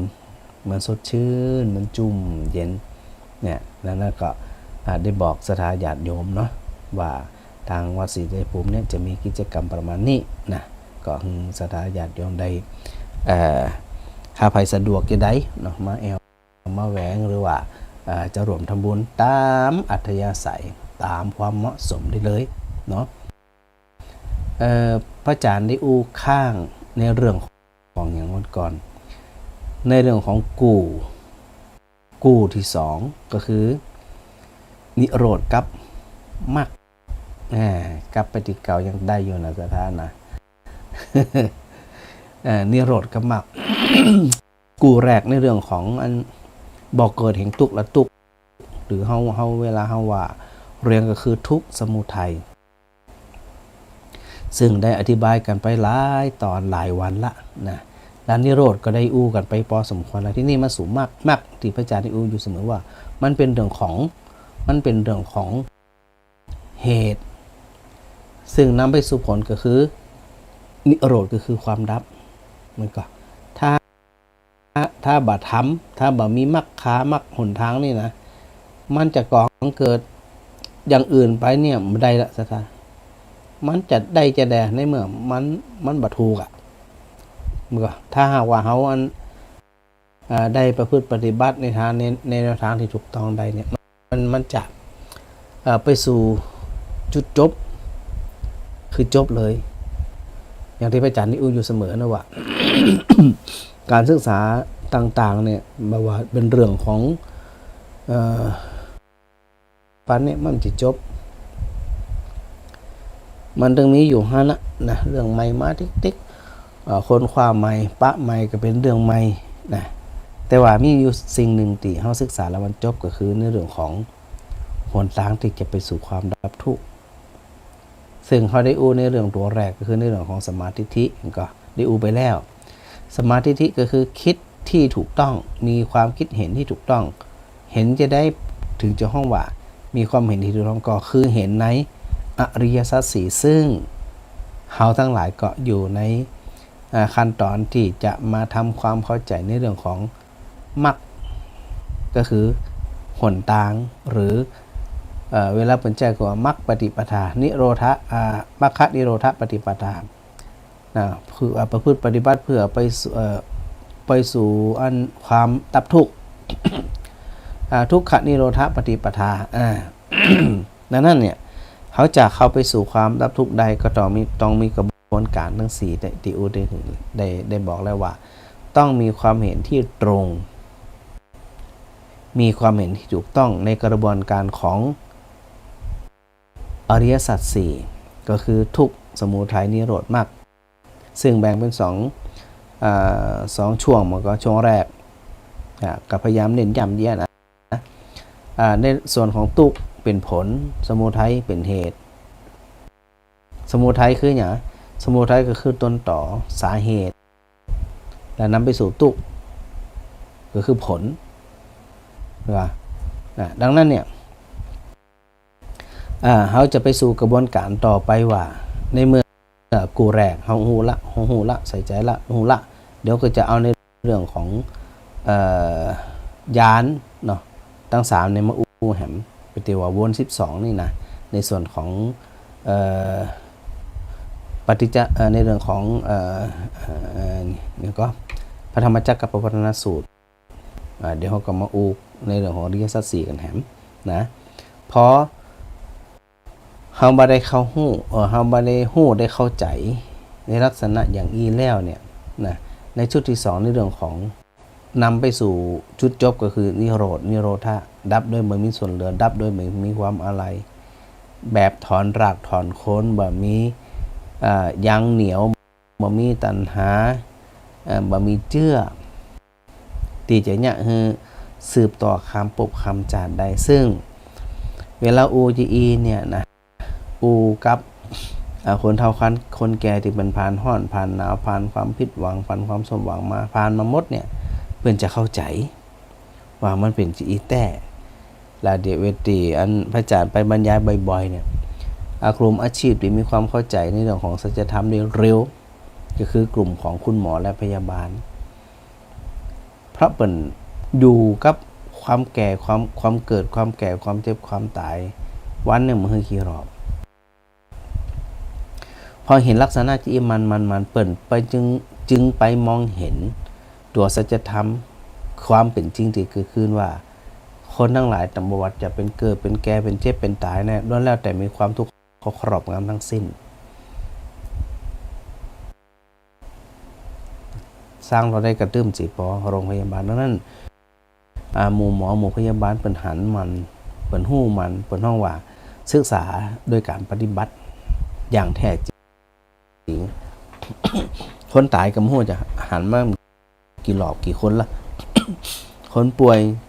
หนักป่วยน้อยป่วยอดครวนป่วยติดเตียงป่วยอย่างมูนี่ปัญหามาหมดเปิ้นจึงมองเห็นความไร้สาระของชีวิตว่าธาตุน้ำธาตุดินธาตุลมธาตุไฟเนี่ยมันก็เป็นเพียงแค่ขันธ์ทั้ง5มาประกอบกันเป็นรูปเวทนาสัญญาสังขารวิญญาณยิ่งคุณหมอกับพยาบาลเปิดได้ศึกษามาทางนี้แล้วสัมภาษณ์สถานะมีโรคศิษย์โรคหาหลายคนตีตึงเป็นตึงหมอตึงพยาบาลนี่นะเพราะไปตรงกับความเป็นจริงที่เป็นอยู่ทุกวันนี้ ห้อมจะหันแล้วคนเจ็บคนป่วยเนี่ยอยู่บ้านห้อมจะหันหนักก็แต่พอไปอยู่ในสภาพนั้นมีซับปะข้างอดข้างโอยเป็นหุยเป็นซับปะซับปันเลยนะเวลาเขาไปอันสังเกตไปหันมันเนี่ยมันจึงผลสะท้อนมาสู่ความรู้สึกของเขาที่ว่าก่อนเกิดสังเวชธรรมตัวสังเวชธรรมจะเกิดขึ้นกับไผเมื่อใดเมื่อนั่นคนบุคคลนั่นเนี่ยก็กำลังที่จะปฏิบัติในเรื่องของทุกขนิโรธปฏิปทาคือประพฤติปฏิบัติเพื่อจะนำไปสู่ความดับทุกข์โดยประการทั้งปวงแต่ถามว่าเขาบ่ใจหมอเขาบ่ใจพยาบาลเขาจะไปหู้ไปหันจะได้ในชีวิตประจำวันของคนเขาแม้แต่ตัวเขาเองก็เหมือนกันศรัทธาป่วยมากกับโมโหกี่ครั้ง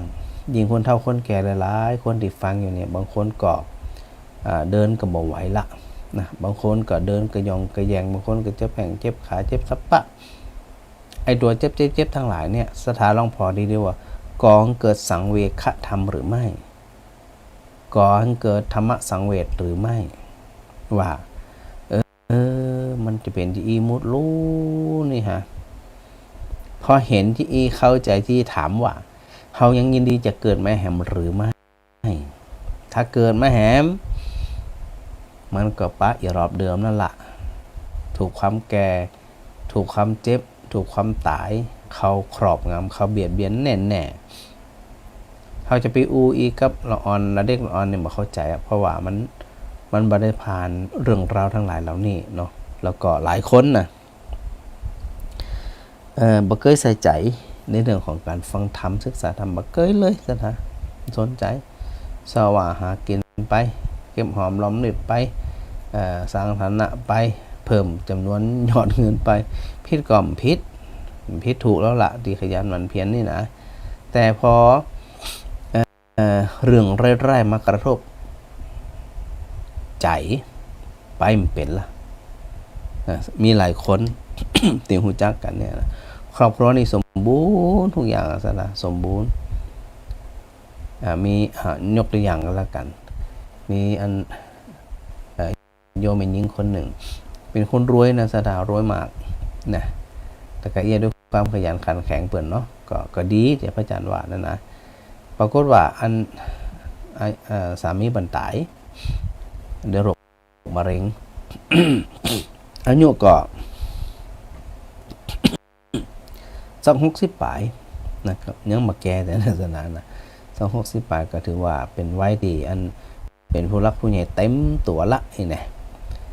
ก็คือโดยความที่บ่ได้ตั้งรักบ่ได้ศึกษาสัจธรรมหรือบ่ได้ใส่ใจในเรื่องของธรรมะนี่นะพอสามีตายไปเนี่ยโอ้โห แกบอกว่าชีวิตแกมันเหมือนกับมีอย่างสักอย่างเคว้งคว้างไปหมดนะหมดกันทรัพย์สมบัติที่มีมากมายแกก็มันบ่าสามารถที่จะมาจ่วยให้เฮาคลายทุกข์คลายโศกได้เลยพ่อแกฮักสามีนะนักขนาดเลยสุดท้ายพออันสามีจากไปจะได้ทำใจบ่ได้โอ้ขนาดนักตาหลายปีฮะตุกว่าตุกหลายปี ก็ปรากฏว่ามีลูกน้องเนาะชวนมาปฏิบัติธรรมแค่ก็เฉยๆอาหารนั้นเจ้านายอยู่ในสภาพที่ทุกโศกพอนำเข้าสู่การปฏิบัติกรรมฐานเลยนะท่านนะครั้งเดียวแค่นั้นแหละแกโล่งเลย โล่งเลย โอ้ตุกเพราะหลายตุกเพราะเรื่องนี้เพราะตั้งหลายปีมาปลดล็อกวันเนี้ยมาปลดล็อกตอนเข้ามาปฏิบัติธรรมเข้าใจความจริงนี่แหละเอาอย่างมาสึงตึงแตะสึงตึงว่านะอย่ามาตุกแตะตุกว่าอย่ามาอมตุกแตะอมตุกว่าพอเข้าใจแต่แล้วมันมีอย่างสักอย่างที่พระอาจารย์พูดว่าโดยที่สุดแล้วมันมีสาระอันอย่างเลยมูว่าเปิดมาว่าตัวปรากฏว่าโยมคนเนี้ยนอกจากได้เข้ามาประพฤติปฏิบัติอย่างจริงจังแล้วก็ยังได้เป็นคนตีบริษัทเป็นใหญ่เนาะคือลูกน้องของเปิดนะเจ้าหน้าที่ลูกน้องทุกคนเนี่ยฟังธรรมทุกเดือนในบริษัทของเปิดนิมนต์ทูเจ้าประสงค์โอเน้นสลับกันไปยิ่งธรรมะแตกต่างกันไปลูกหลานตาเต้ามีแต่ไหนไล่มาฟังหมดเลยแกบอกว่านี่แหละที่อันเฮาเคยได้ยินอยู่เสมอในเรื่องของไม่เห็นทุกข์ไม่เห็นธรรม ก็พอมันแบบมีทุกข์แล้ว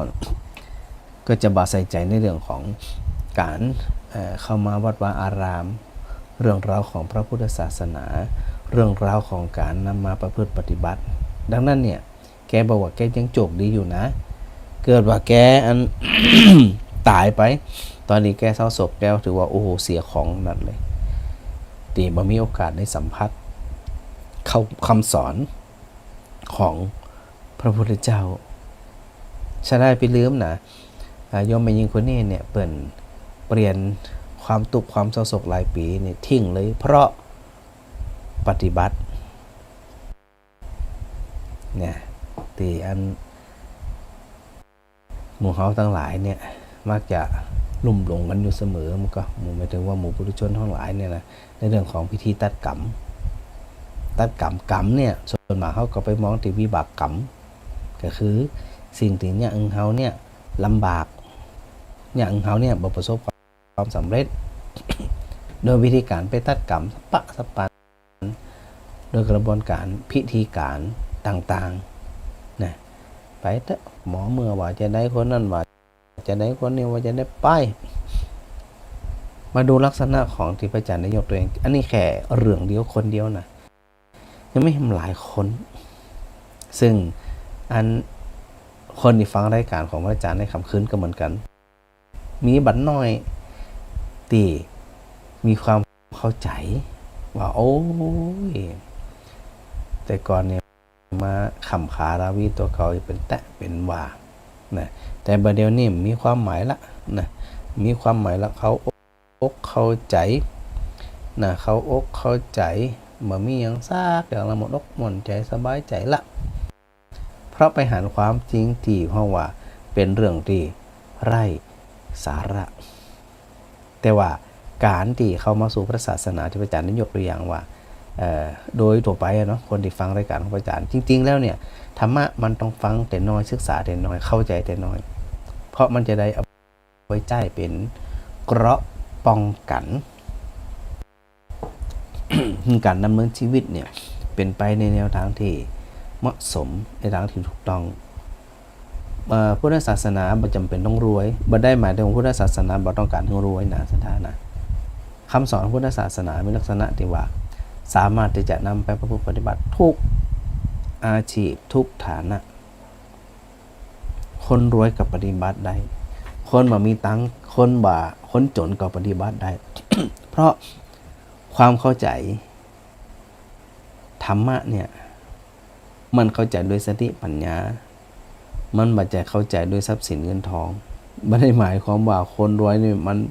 บ่ดีบ่ใจนะหรือว่าคนจนบ่ดีบ่ใจนะดีบ่ดีอยู่ที่ตัวเองเนี่ยเข้าสู่การศึกษาประพฤติปฏิบัติแล้วก็น้อมนำมาปฏิบัติคับได้ ถ้าบ่จะอ่านนี่พระอาจารย์ย้ำอยู่เสมอว่ามันจะปล่อยผ่านโดยที่เฮาบ่ได้อะไรอย่างขึ้นมานะพอมาเกิดที่อีแล้วสถาหลายคนก็มีความสุขดีครอบครัวสมบูรณ์ดีบางคนก็อาจจะมีปัญหาโน่นนี้นั่นนักผ่องน้อยผ่องซึ่งเป็นเรื่องธรรมดาทำมาแบกมาหามกันนักบันไดพอมาถึงตรงนี้แล้วถามว่า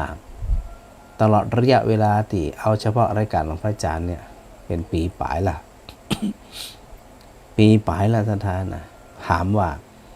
ในปีปลายนี่หลายท่านเนี่ยฟังทุกวันตั้งแต่บัดนั้นถึงบัดนี้นะฟังแต่ก็ต้องชื่นชมสถานที่มีฉันทะมีวิริยะอย่างเต็มที่เนี่ยพระอาจารย์ชื่นชมขนาดนักเลยเนาะเดี๋ยวสลับสักน้อยหนึ่งเนาะแม่อำพรสาธุเจ้าชัดเจนดีกว่าชัดเจนดีเจ้าสถาห้อง5ถือโอกาสตักตายสถาห้อง5ด้วยเนอะเจ้าถ้าตายแล้วเจ้าคือนั่นมันมีอยู่กับเจ้ามีอยู่เจ้าฝากเรื่องพรมันอ่านหนังสือดิพรอ่านหนังสือดิอยากได้ฝากไปได้กะฝากอันก็อมรฟังเดี๋ยวพรถึงเนอเจ้าเดี๋ยวพระอาจารย์เอาไปฝากไว้สัก3 เล่มไม่แน่ใจว่าอันสถาตังห้อง5เนี่ยเปิ่นต้องการมากน้อยแค่ไหนจะได้ก็แจ้งพระอาจารย์กำหนึ่งพรสอบอ่านหนังสือจะมาอ่านเจ้าอ่านมันเจ้ามันเป็นคำสอนมันเป็นคติธรรมเวลาไปศึกษาไปอ่านไปอย่างแล้วมันจะเป็นประโยชน์ซึมซับเข้าในความเข้าใจเลยเจ้าถ้าเดี๋ยวคนจะถามเวลาวัดเขาฝากตังไปทำคือถึงมันก็ได้บุญอยู่กันเนาะจะได้มันอยู่ที่ใจเขานี่กะได้กะมันได้ตั้งแต่เขาได้ฝากละเขาอยากฝากละไปเหลืออันนี้จะอ่อนมั่งไปเจ้ามันเป็นอย่างกับเพราะว่าอย่างตีวาน่ะลูกหลานเด็กละอ่อนก็เป็นห่วงเนาะออกจากบ้านคนเฒ่าคนแก่ซึ่งถ้าบัตรสะดวกกรรมต้องไปเจ้าเพราะคนเฒ่าคนแก่เนี่ยมันอย่างที่ด้นหนเนาะลำบากลำบนหนังเมินกับได้อินเนี่ยตั้งขันทำตั้งสิเป็นเก็บนะเจ้าดีละเป็นบุญเจ้าได้บุญแน่นอนอันนี้บ่ต้องกังวลบ่ต้องคิดบ่ต้องสงสัยละเนาะแม่นะได้บุญแน่นอนสบายดีเนาะแม่อำพรเนาะสาธุอย่าไปดื้อมันถามสถาตั้งห้อง5ตัวเผื่อใครต้องการแล้วก็ได้จะพระอาจารย์จะได้ฝากไปทีเดียวเนอะเจ้าสาธุแม่อำพรเจ้าอันพระอาจารย์ไปเคยไปเตือนในที่พระอาจารย์ได้อู้ว่านั่นนะแล้วนะว่าไปแล้วครับปรากฏว่ามีนอกจากแม่อำพรแล้วเนี่ย ก็ยังมีศรัทธาแห่งจำนวนบันน้อยนะที่ฟังรายการทางวิทยุนักแต่บริโภคเหมือนศรัทธาหวานเนี่ยกะโทรบัดจ่างของบัดจ่างของมีโทรศัพท์ของอย่างบอกกันได้เลยทั้งนั้นเนาะของฟังแล้วก็ชื่นอกชื่นใจเขาอกเข้าใจที่สำคัญคือมีความสุขกับการที่ได้เข้าใจสภาพธรรมทั้งหลายทั้งปวงเนี่ยศรัทธาเข้าใจที่ก็ถือว่าคุ้มละนะคุ้มละที่มีโอกาสได้ฟังธรรมะทางสถานีวิทยุของวิทยุสงฆ์นครลำปางนี่นะเดี๋ยวก็ว่ากันไปเรื่อยๆทีนะตราบใดที่ยังมีกำลังยังมีแห้งอยู่ก็จะทำหน้าที่กันต่อไปแต่วันใดมีการมีงานก็ว่ากันไปตามนั้นเนาะที่พระอาจารย์อู้ที่คิดว่าอันสถาถามพระอาจารย์สบายดีก็สบายดีนะไปฉีดวัคซีนตะวายมันเป็นอย่างฉีดมาก็ทำการทำงานปกตินะวันนี้ก็ตัดยาแว่ๆกันนะมันยังมีความรู้สึกว่าผลของผลข้างเคียงเนาะโดยปกติเนี่ยมาหลายคนก็คือเป็นไข้เลยนะฉีดวัคซีนเนี่ยนะเป็นไข้บางคนก็เป็นนั่นเป็นนี่นะแต่พระอาจารย์มันเป็นอย่างรัชดาแข็งแรงดีฮะแม่ปานบ้านพี่ชัยแม่ปาน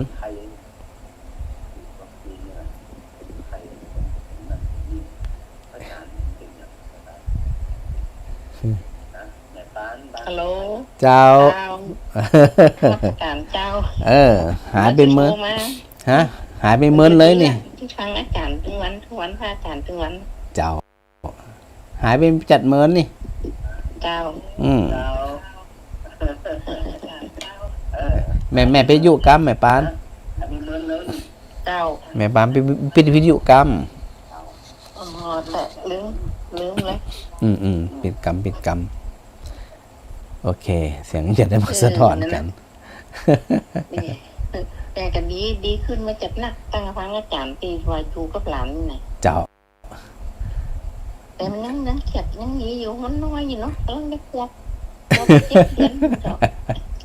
มันต้องห่วงอ่ะถ้าเขาเครียดกับมันนี่นะมันจะเครียดไปมันจะแค่7 ขวบมันจะแค่นี่นะมันจะ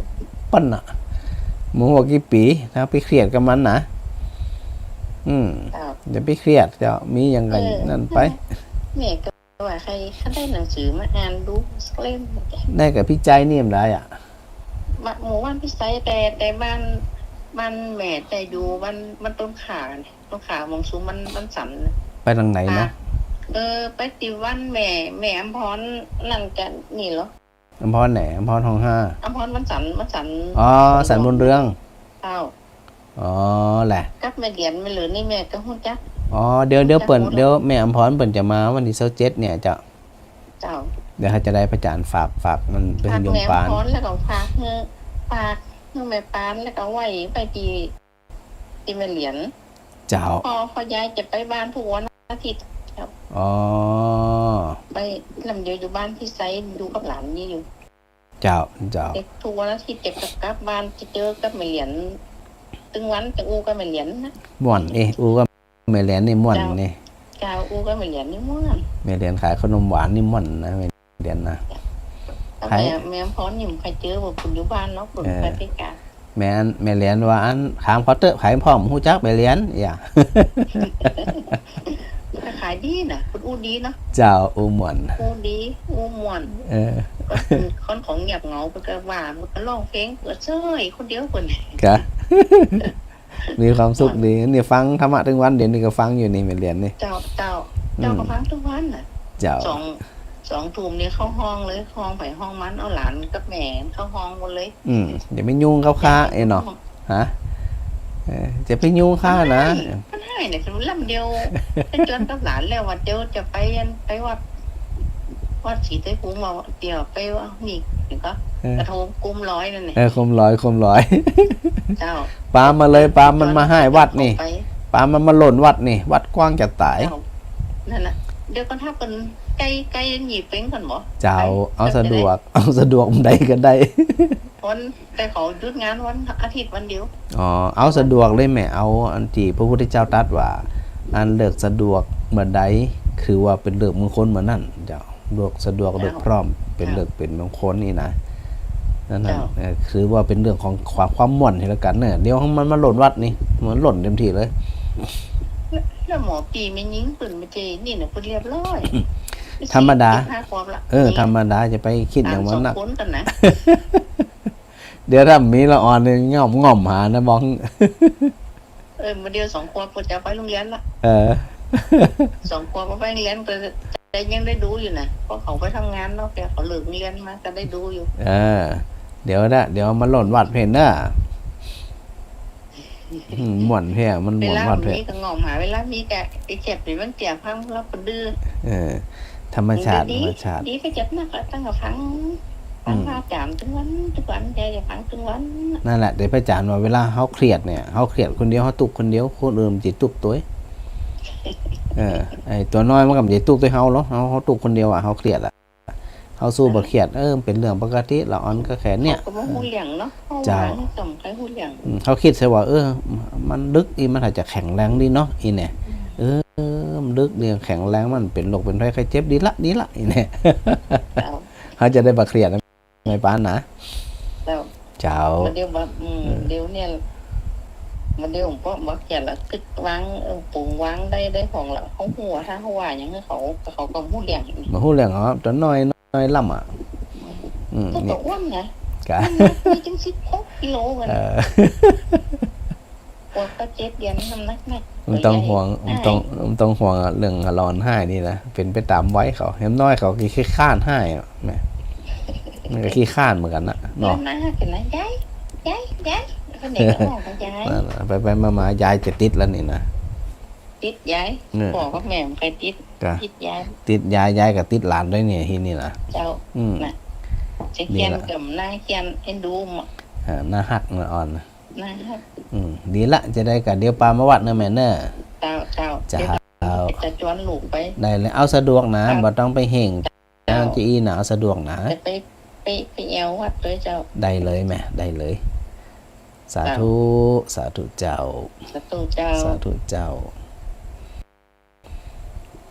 นี่ก็คนนั่นโทรคนนี่โทรมันกะ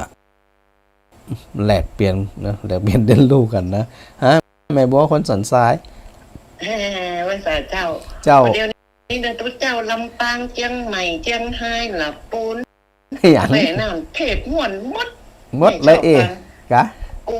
อย่างเดียวกลัวเพิ่นเอาฝรั่งมาเทศแต่บ่ฮู้เรื่องบ่เดียวนี่นะมีผัวก็ระวังเด้อจะเกณฑ์เข้าบ้านไปตรวจแตนตัวเจ้าจูนายมันเขียมนะคนละภาษาป่ะเนี่ยเยี่ยมันน่ะมันเขียมอ่ะแม่ยังแควนแม่มาหมีมันเขียมบ่เดียวนี้ไปจะเกณฑ์เข้าบ้านไปนะเนาะยำไปเนาะภาษาอ่ะ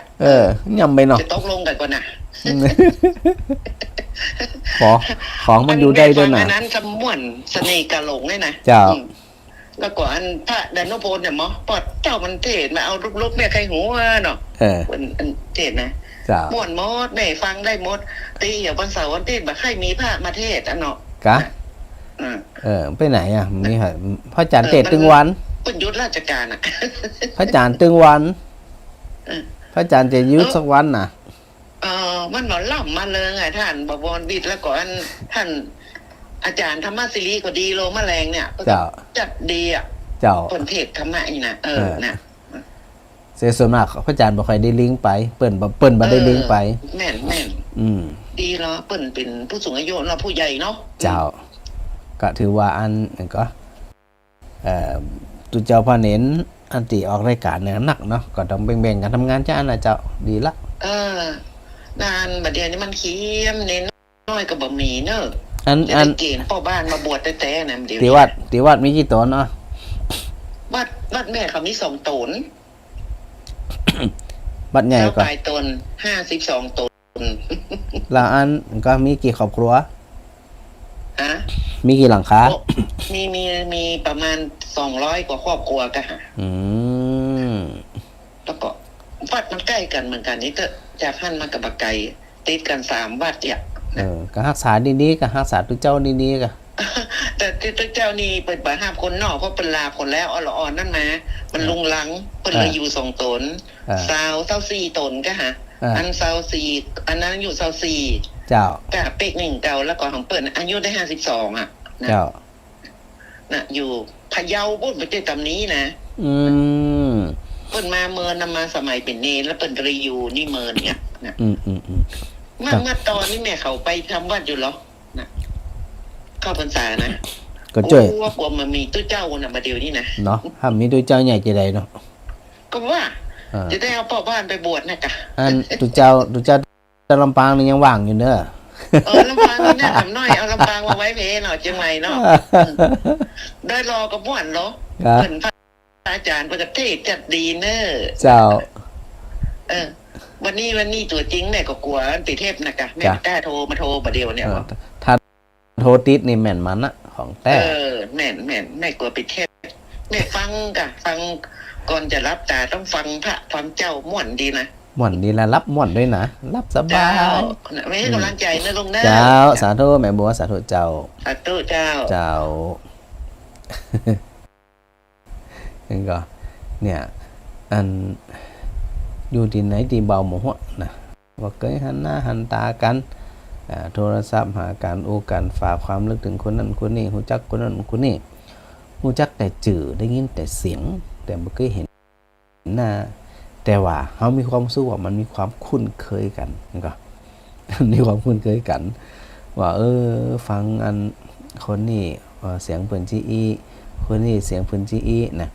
เวลามีเรื่องราวอย่างกันมาอันเล่ากันฟังนอกสถานะได้ยินคนนั้นเป็นจ้าอันนั้นคนนี้เป็นที่บนห้องว่าเป็นการศึกษาเรียนรู้โดยนะสถานะศึกษาเรียนรู้ในเรื่องราวของวิถีชีวิตของแต่ละคนอันนี้ถือว่าเป็นประโยชน์สมละที่บอกว่าเป็นรายการสนทนาธรรมสถานสนทนาธรรมกันนะอันส่วนในเรื่องของมันหลักธรรมถึงไหนถึงนั่นสถานก็ก่อยปฏิปต่อก่อยอูก่อยจาก่อยว่ากันไปกลับมาในส่วนของอริยมรรคมีองค์8จื่อก็บอกแล้วอริยมรรคมีองค์8มี8ประการ ใน8ประการเนี่ยสถานะเวลาเปิ่นย่อเนี่ยจะอยู่ละ3ก็คือศีลสมาธิแล้วก็ปัญญาเวลาเขาจำ8ประการเนี่ยเขาจำมาได้มันมี8แต่ถ้าหากว่าเขามาจำ3มันน่าจะง่ายกว่าก็เพราะว่าเขาได้ยินมันเรื่องของศีลเรื่องของสมาธิมันเนาะ ฮะแม่นิตยาเจ้าฟังอยู่เนอะฟังอยู่ชัดเจนแหละ ก็เป็นแห้งอีนะฟังไปฟังมาเป็นสดนี่สดเนาะเจ้าได้ยินแม่นันโทรมาว่าวันนี้สดก็เลยโทรไปเนี่ยเขานอนแล้วใจเย็นๆสวดมนต์อย่างเรียบร้อยแล้วเจ้าจะไปมากดอ้อมกำอีเนาะเจ้าจะไปรับเดี๋ยวนะไปรับดูเจ้านะไปรับเจ้าสาธุเจ้าจดจบพุ่นน่ะจะรับนะเจ้าสาธุแม่นิตยาเจ้าสาธุอันแม่แก้วคงจะงวนนั่นก็เล่งโทรหาพระอาจารย์ว่านี่นะ แม่บัวคำคนตรงหัวจ้างเจ้าไว้แค่เจ้าสาธุเจ้าในความทุกวันเน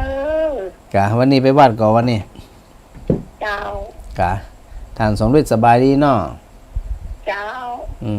ได้พบกันเลยว่าจะไปมันได้ไปสักเตี่ยเจ้าแต่ถึงมีวัดสักวันน่ะจะไปนี่นะเจ้าบอกอันท่านสมฤทธิ์เตรียมอาหารเพลไว้รอเลย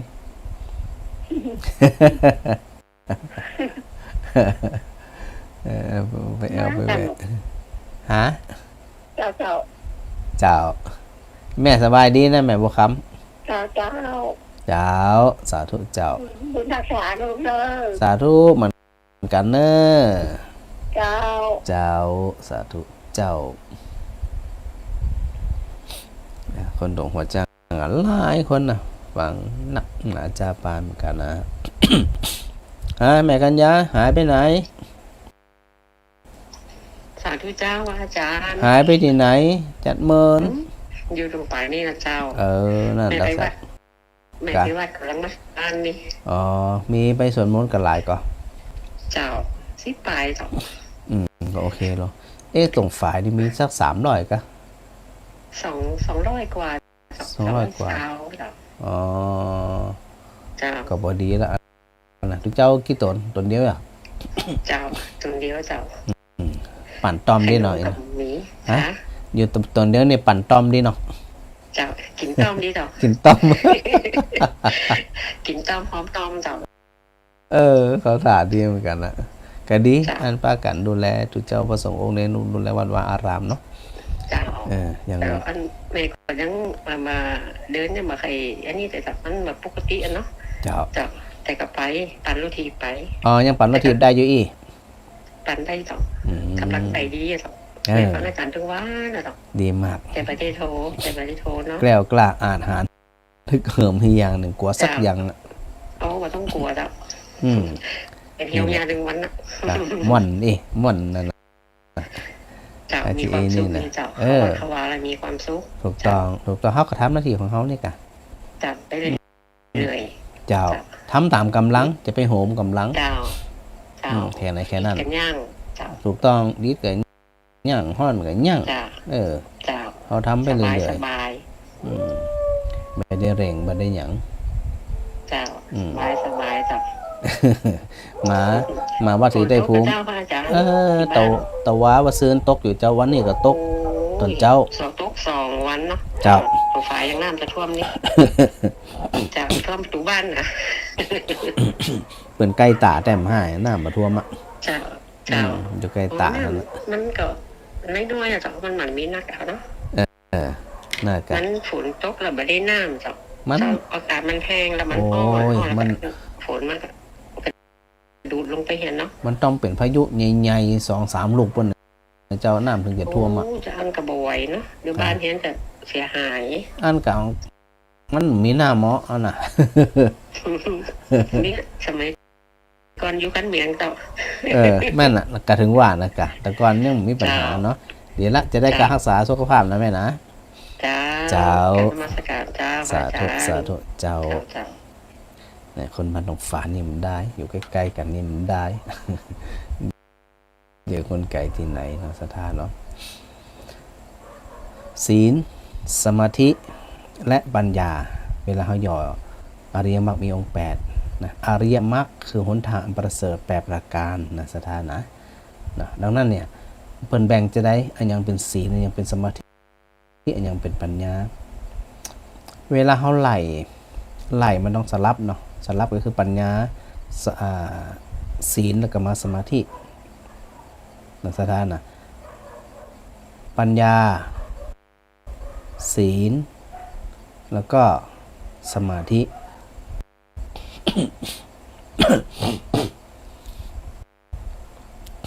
อยู่แล้วเฮาไหลไตรสิกขาก็คือศีลสมาธิปัญญาแต่เวลาเฮาไหลตามอริยมรรคมีองค์8ก็คือปัญญาศีลสมาธินี่นะดังนั้นเนี่ยเฮายึดตามอริยมรรคมีองค์8ก็คือข้อ1ข้อ2ก็ข้อ1ข้อ2สัมมาทิฏฐิสัมมาสังกัปปะเนี่ยเป็นปัญญาเนาะสัมมาสติสัมมาสมาธิเป็นสมาธินะเวลาเปิ่นอันเฮาไปศึกษาเนี่ยนั่นเวลาเฮาไปไตรตรองไปตรวจสอบแล้วก็ไปศึกษาแต่เนี่ยมันก็จะอยู่ใน3ข้อก็คือศีลสมาธิปัญญาเวลาเฮาจำยังมาได้นี่นะนั่นเวลาเฮาในเรื่องของอริยสัจสี่เดี๋ยวพระอาจารย์จะม่วนกลับมาหำกำหนึ่งเพราะว่าหลายคนหลายท่านที่ได้รับหนังสือสวดมนต์จากพระอาจารย์ไปเนี่ยหลายคนจะไปติดที่ว่าไอ้วน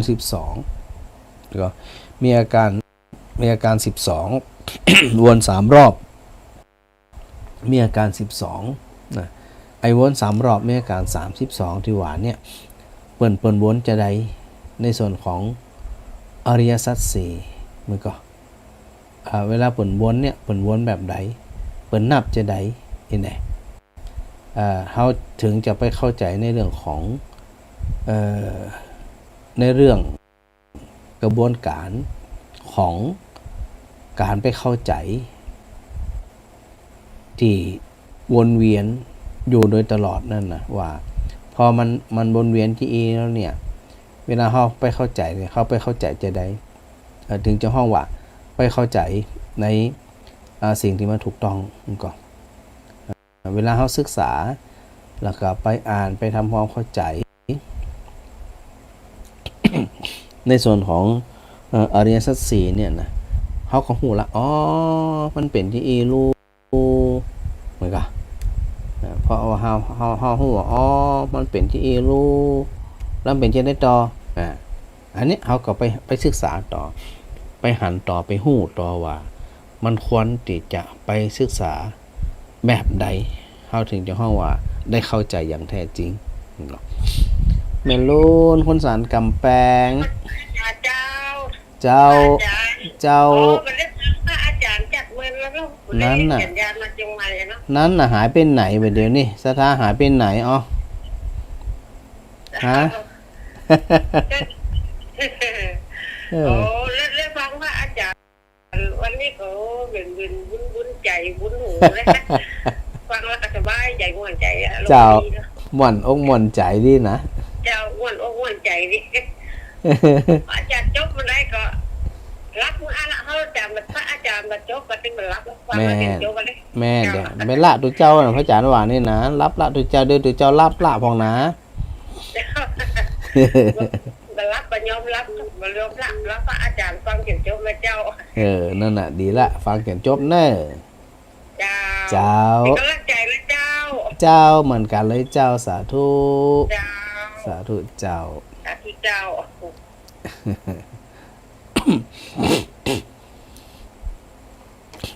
กี่ไผอันโทรมา080โทรมาใหม่เนาะสถานน่ะบางทีอันก็สายมันซ่อนแล้วก็บ่ได้รับเลยนะเขาบอกอันมันมาฮู้จักมันมารับมันใจนะเอาแล้วสะดวกกว่าสถานการณ์ใหม่ที่นี่ เขาอู้ถึงเนาะในเรื่องของอันบนห้องว่าในเรื่องของอริยสัจสี่เนี่ยนะก่อนที่เขาจะไปอู้ในเรื่องของสัมมาสังกัปปะสัมมาสังกัปปะความดำริชอบ ว่าจะมีลักษณะเป็นอย่างไร คือเขาทั้งหลายเนี่ยไปใส่ใจไปเข้าใจก่อนในเรื่องของอย่างในเรื่องของกิจในอริยสัจสี่กิจมันมีอยู่4กิจ1ปฏิญญา2ภาวนาอันนี้บอกจื่อไปก่อนเนาะซึ่งกิจก็คือสิ่งที่จะต้องทำสิ่งที่ควรทำและจะต้องทำเพิ่งได้อีนะที่เป็นห้องว่ากิจเป็นกิจเป็นกิจเป็นสิ่งที่อันต้องเข้าไปทำข้อที่ 1 เพิ่นห้องว่าปริญญากิจสถามีหนังสือหรือสวดมนต์ก็ดูด้วยกันละกัน ในส่วนของอริยสัจสี่นะปริญญาปหานะสัจจิกิริยาแล้วก็ภาวนานี่นะข้อที่ 1ปริญญากิจปริญญาเนี่ยปริญญากิจเอาไปประกอบกับข้อแรกก็คือทุกข์ก่อยๆทำความเข้าใจไปเนอะบ่ต้องไปอันกังวลบ่ต้องไปตุกโศกเศร้าหมองอย่างว่าเข้าใจบ่เข้าใจมันเป็นหยังพระอาจารย์ก็อธิบายไปนะปริญญากิจไปกำหนดทุกข์ข้อที่2ปหานกิจไปกำกับสมุทัยสัจฉิกิริยากิจไปกำกับนิโรธภาวนากิจไปกำกับมรรคเวลาเขาแยกฟัง ฟังอริยสัจสี่ก็คืออย่างทุกข์สมุทัยนิโรธมรรค แต่เฮาว่าไปแยกยากิจแล้วก็ภาวนากิจถามว่าในตัวแรกปริญญากิจสิ่งไปประกบกับทุกเนี่ยคือจะได้ปริญญาก็คือเข้าไปกำหนดรู้ ในสถานะเข้าไปกำหนดรู้ทุกควรรู้หรือกระทำให้เข้าใจถึงความทุกข์นั้นว่ามันเป็นทุกข์อย่างไรว่ามันเป็นทุกข์จะได้ซึ่งวันก่อนพระอาจารย์ได้อู้แล้วหรอว่าในเรื่องของทุกข์เนี่ยมันมีสปะสปันนะไอ้สปะสปันที่กำลังอู้ถึงเนี่ยมันมีอย่างพ่องมันก็ มันมีอย่างพ่องนั่นตัวปริญญาเนี่ยปริญญากิจ จะต้องเข้าไปใส่ใจจะต้องไปประกบในเรื่องของทุกข์คือเดี๋ยวจะไปสัมพันธ์กับสัจจญาณกิจญาณกัตตญาณนะในเรื่องของวนนะอาการ12วน3รอบนี่นะปริญญาคือการเข้าไปกำหนดรู้ในเรื่องของสภาวะทุกข์ ว่าเกิดแก่เจ็บตายต้องไปฮู้ก่อนว่าเกิดแก่เจ็บตายนั้นมันเป็นทุกข์นะปริญญากิจไปกำหนดฮู้ปกิณณกะทุกข์คือทุกข์ที่มันจรมามันมาเป็นระยะจะทีจะห่างกันขึ้นกับสติปัญญาของแต่ละคนมีความโศกความลำไรลำพันความทุกข์กายทุกข์ใจความแห่งภาคแห่งใจปริญญากิจต้องไปทำหน้าที่กำหนดฮู้ว่ามันเป็นทุกข์และปริญญากิจจะต้องไปกำหนดฮู้ในส่วนของนิพพัทธทุกข์ หรือเป็นทุกข์เนืองนิดเป็นทุกข์ประจำมีหนาวมีร้อนมีหิวกระหายปวดอุจจาระปวดปัสสาวะเป็นหน้าที่ของปริญญากิจจะต้องเข้าไปอันฮู้ว่ามันเป็นทุกข์แต่ แล้วหลังจากนั้นปริญญาไปทำหน้าที่ของพยาธิทุกข์เพราะโรคภัยต่างๆต้องไปฮู้ว่ามันเป็นโรคอะไรหยังมันเป็นโรคอะไรหยังถ้าฮู้ว่ามันเป็นโรคอะไรหยังแสดงว่าปริญญากิจนั่นน่ะได้ทำหน้าที่แล้วแต่ถ้าบ่ฮู้ในสถานะปริญญากิจบ่ได้ทำหน้าที่ของตัวเก่าเลยละเลยหน้าที่ของตัวเก่าโรคตาโรคศีรษะโรคใบหูโรคปากโรคฟันโรคไอโรคหืดโรคไข้หวัดโรคไข้พิษไข้เสื่องซึมโรคต้องโรคล้มสลบโรคลงแดงโรคจุกเสียดโรคหมูโรคฮิตเปื่อยโรคฮิตดานโรคกุทลาดโรคหูดโรคละอองบวมโรคอาเจียนเป็นเลือดโรคดีโรคเบาหวานโรคเริมโรคคุของโรคฤทธิ์สีดวงต้องรู้ว่ามันเป็นโรคและเป็นโรคเราเนี่ยมันสุขใจก็ทุกข์ใจเป็นหน้าที่ของปริญญากิจ จะต้องไปรับรู้ตัวแรกก่อนในสถานะเดี๋ยวก็อธิบายกันไปแหมเนาะจริงๆต้องไปอธิบายในส่วนของอาพาธสูตรหรือว่าอันคิริมานันทสูตรเนาะสิ่งอู้แหมเงาในสถานะนอกจากนั้นปริญญากิจที่จะต้องไปรับรู้ในส่วนของสันตาปทุกข์ว่ามันเป็นทุกข์ที่เกิดจากกิเลสคือความโลภความโกรธความหลงมันเป็นทุกข์เกิดจากความโลภเมื่อไหร่เกิดจากความโกรธเมื่อไหร่เกิดจากความหลงเมื่อไหร่ปริญญาต้องไปทำหน้าที่กำหนดรู้ให้ได้ ย่อมบ่เตื้อวิปากทุกข์ปริญญาก็ต้องไปกำหนดรู้ด้วยนะว่าที่ตัวเองทุกข์นั่นเป็นโรคเป็นห้องเป็นกรรมเก่าเพราะว่ามันมีถึงกรรมใหม่ไม่ถึงกรรมเก่าก็เขาจะปฏิเสธว่ากรรมเก่านั่นเนี่ยมันบ่มีผลถ้ามันมีเหตุมีปัจจัยมีความพร้อมเมื่อใดมันส่งผลเมื่อนั้นและในทางตรงกันข้ามเขาก็จะไป หัวปักหัวปั๊มว่า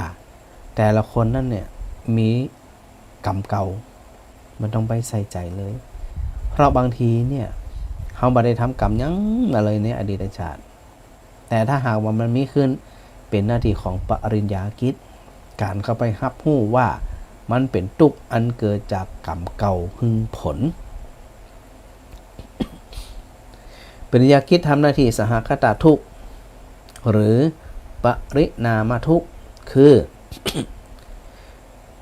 ต้องไปทำหน้าที่กำหนดรู้หุ่นใดว่าทุกข์เกิดจากโลกธรรมทั้ง8มีลาภเสริมลาภมียศเสริมยศมีสุขมีทุกข์มีสรรเสริญมีนินทาเป็นหน้าที่ของปริญญากิจที่จะต้องเข้าไปทำหัวมันเป็นทุกข์แต่ต้องเน้นคำนักสถานนะว่ามันต้องแต่ถ้าบัดแต่มีความหมายอย่างนั้นสักหูบัดแต่เข้าใจบัดแต่อยากหูบัดแต่นี่นะปริญญากิจมีหน้าที่ที่จะต้องเข้าไปหูจนได้ว่าอาหาระปริเยติทุกอันเกิดจากการหาอาหารการแสวงหา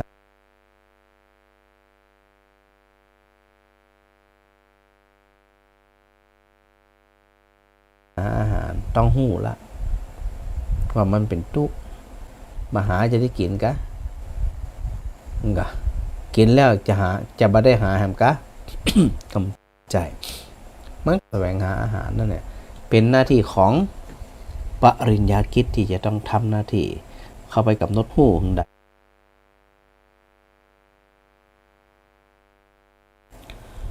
พอหูแล้วนะสุดท้ายน่ะต่อไปวิวาทะมูลกะทุกข์เป็นหน้าที่ของปริญญากิจเหมือนกันเนาะแต่จะเข้าไปหูว่าทุกบางอย่างเกิดการทะเลาะวิวาทเกิดจากความเข้าใจผิดเกิดจากทิฏฐิเกิดจากถือตัวถือตนเกิดจากยกตนข่มทันปริญญากิจต้องทำหน้าที่ละว่ามันเป็นทุกข์ก็เป็นสุขถ้าปริญญากิจเข้าไปกำหนดหูมาใดมันจะไปกำหนดหูว่าการทะเลาะเบาแวงแต่ความสามัคคีจะหนักจะน้อยมันบ่มีความสุขแน่นอนมันมีแต่ความทุกข์เป็นหน้าที่ของปริญญากิจพระอาจารย์ย้ำมันนะสถานเนาะย้ำไปย้ำมาที่นะสุดท้ายทุกขขันธะคือทุกรวบยอดทุกอันเกิดจากการเข้าไปยึดมันรูปเวทนาสัญญาสังขารวิญญาณคือการที่จะเข้าไปยึดมันในส่วนของขันธ์ทั้ง5เป็นห้องว่าเป็นทุกรวบยอดสังคิตเตนะปัญจุปันธานาขันธาทุกขาการเข้าไปยึดมั่นถือมั่นในขันธ์ทั้ง5เป็นความทุกข์ เป็นหน้าที่อย่างเป็นหน้าที่ของปริญญากิจเขาได้ตัวเดียวนี่นะก็มันมีถึงกี่ตัวมันมีถึง3ตัวก่อนแต่เขากำลังอูถึงในเรื่องของมันมีถึง4ตัวมันก็ปริญญากิจปหานกิจสัจฉิกิริยากิจแล้วก็ภาวนากิจพระอาจารย์นี่บอกอยู่เสมอว่าการศึกษาธรรมเนี่ยค่อยๆศึกษาค่อยๆเข้าใจหลายคนหลายท่านอาจารย์อย่างมาอุ้มเดือดย้าวเข้าใจเขาก็จะบอกเข้าใจต่อถ้าหากว่าเขาบอกมีความสนใจเพราะว่าสิ่งทั้งหลายเหล่านี้เนี่ยมันเกิดกับจิตใจของเขาโดยตลอดแต่เขาอยู่ด้วยความประมาทพลั้งเผลอจึงไม่ได้ใส่ใจในเรื่องของคิดต่างๆที่จะเข้าไปกำหนดหูซึ่งไปเกี่ยวพันในเรื่องของอริยสัจสี่คือตัวทุกข์ไปเกี่ยวพันกับสัมมาทิฏฐิคือ ความเห็นที่ถูกต้องเห็นจะได้เห็นที่ถูกต้องก็ต้องไปไล่ที่สถานไปไล่เห็นพระอัญญาโกณทัญญะเปิ่นฟังแล้วณขณะที่ฟังเปิ่นหันกระจ่างเปิ่นไปไล่กระจ่างและเห็นแจ้งจริงไอ้เฮาเนี่ยหมู่เฮาทั้งหลายเนี่ยต้องอธิบายแล้วอธิบายแหมฮู้แล้วฮู้แหมเข้าใจแล้วเข้าใจแหมถ้าพระอาจารย์เนี่ยเขาก็ย่ำแย่มก็แล้วพระอาจารย์ก็เลยต้องก่อยๆชะลอใจเย็นๆก่อยอู้ก่อยจากันไปยังกันไปเนาะสถานเนาะนั่นวันละข้อ2ข้อนะ ทักทายกันพ่องอู้กันพ่องนะก็ต้อง ปรับไปตามนั้นนะจะไปฟังแล้วฟังตัวตุบตัวนี่มันใจนะฟังแล้วมันต้องฟังตัวซุบตัวอ่ะแล้วก็อยู่ตามความเหมาะสมของเฮาตามมาตรภาพของเฮาเนาะดูเวลาแล้วหมดพอดีนะจะได้ก่อปะกันในวันต่อๆไปนะมีอันการมีงานก็ว่ากันแฮมนี่นะสถานเลยขอโมทนาสถาอยู่ดีมีสุขบุญกรรมบุญอยู่สิ่งสำคัญคือฝึกจิตใจของเขานี่มีความแกล้วกล้าอาถรรพ์ฮึกเหิมฝึกใจของเขาให้กล้าแกร่งจะไปอ่อนแอจะไปหย่อท่อจะไปหวาดผวาจะไปวิตกกังวลคนมีจิตใจแกล้วกล้าอาถรรพ์ฮึกเหิมนั่นบ่มีลักษณะของความกังวลมั่นใจในคุณงามความดีของเขามั่นใจในการประพฤติปฏิบัติของเขาวันสถาญาติยอมตั้งหลายโดยแล้วก็กราบขอบพระคุณนะครับครูบาอาจารย์ทุกรูปครับผม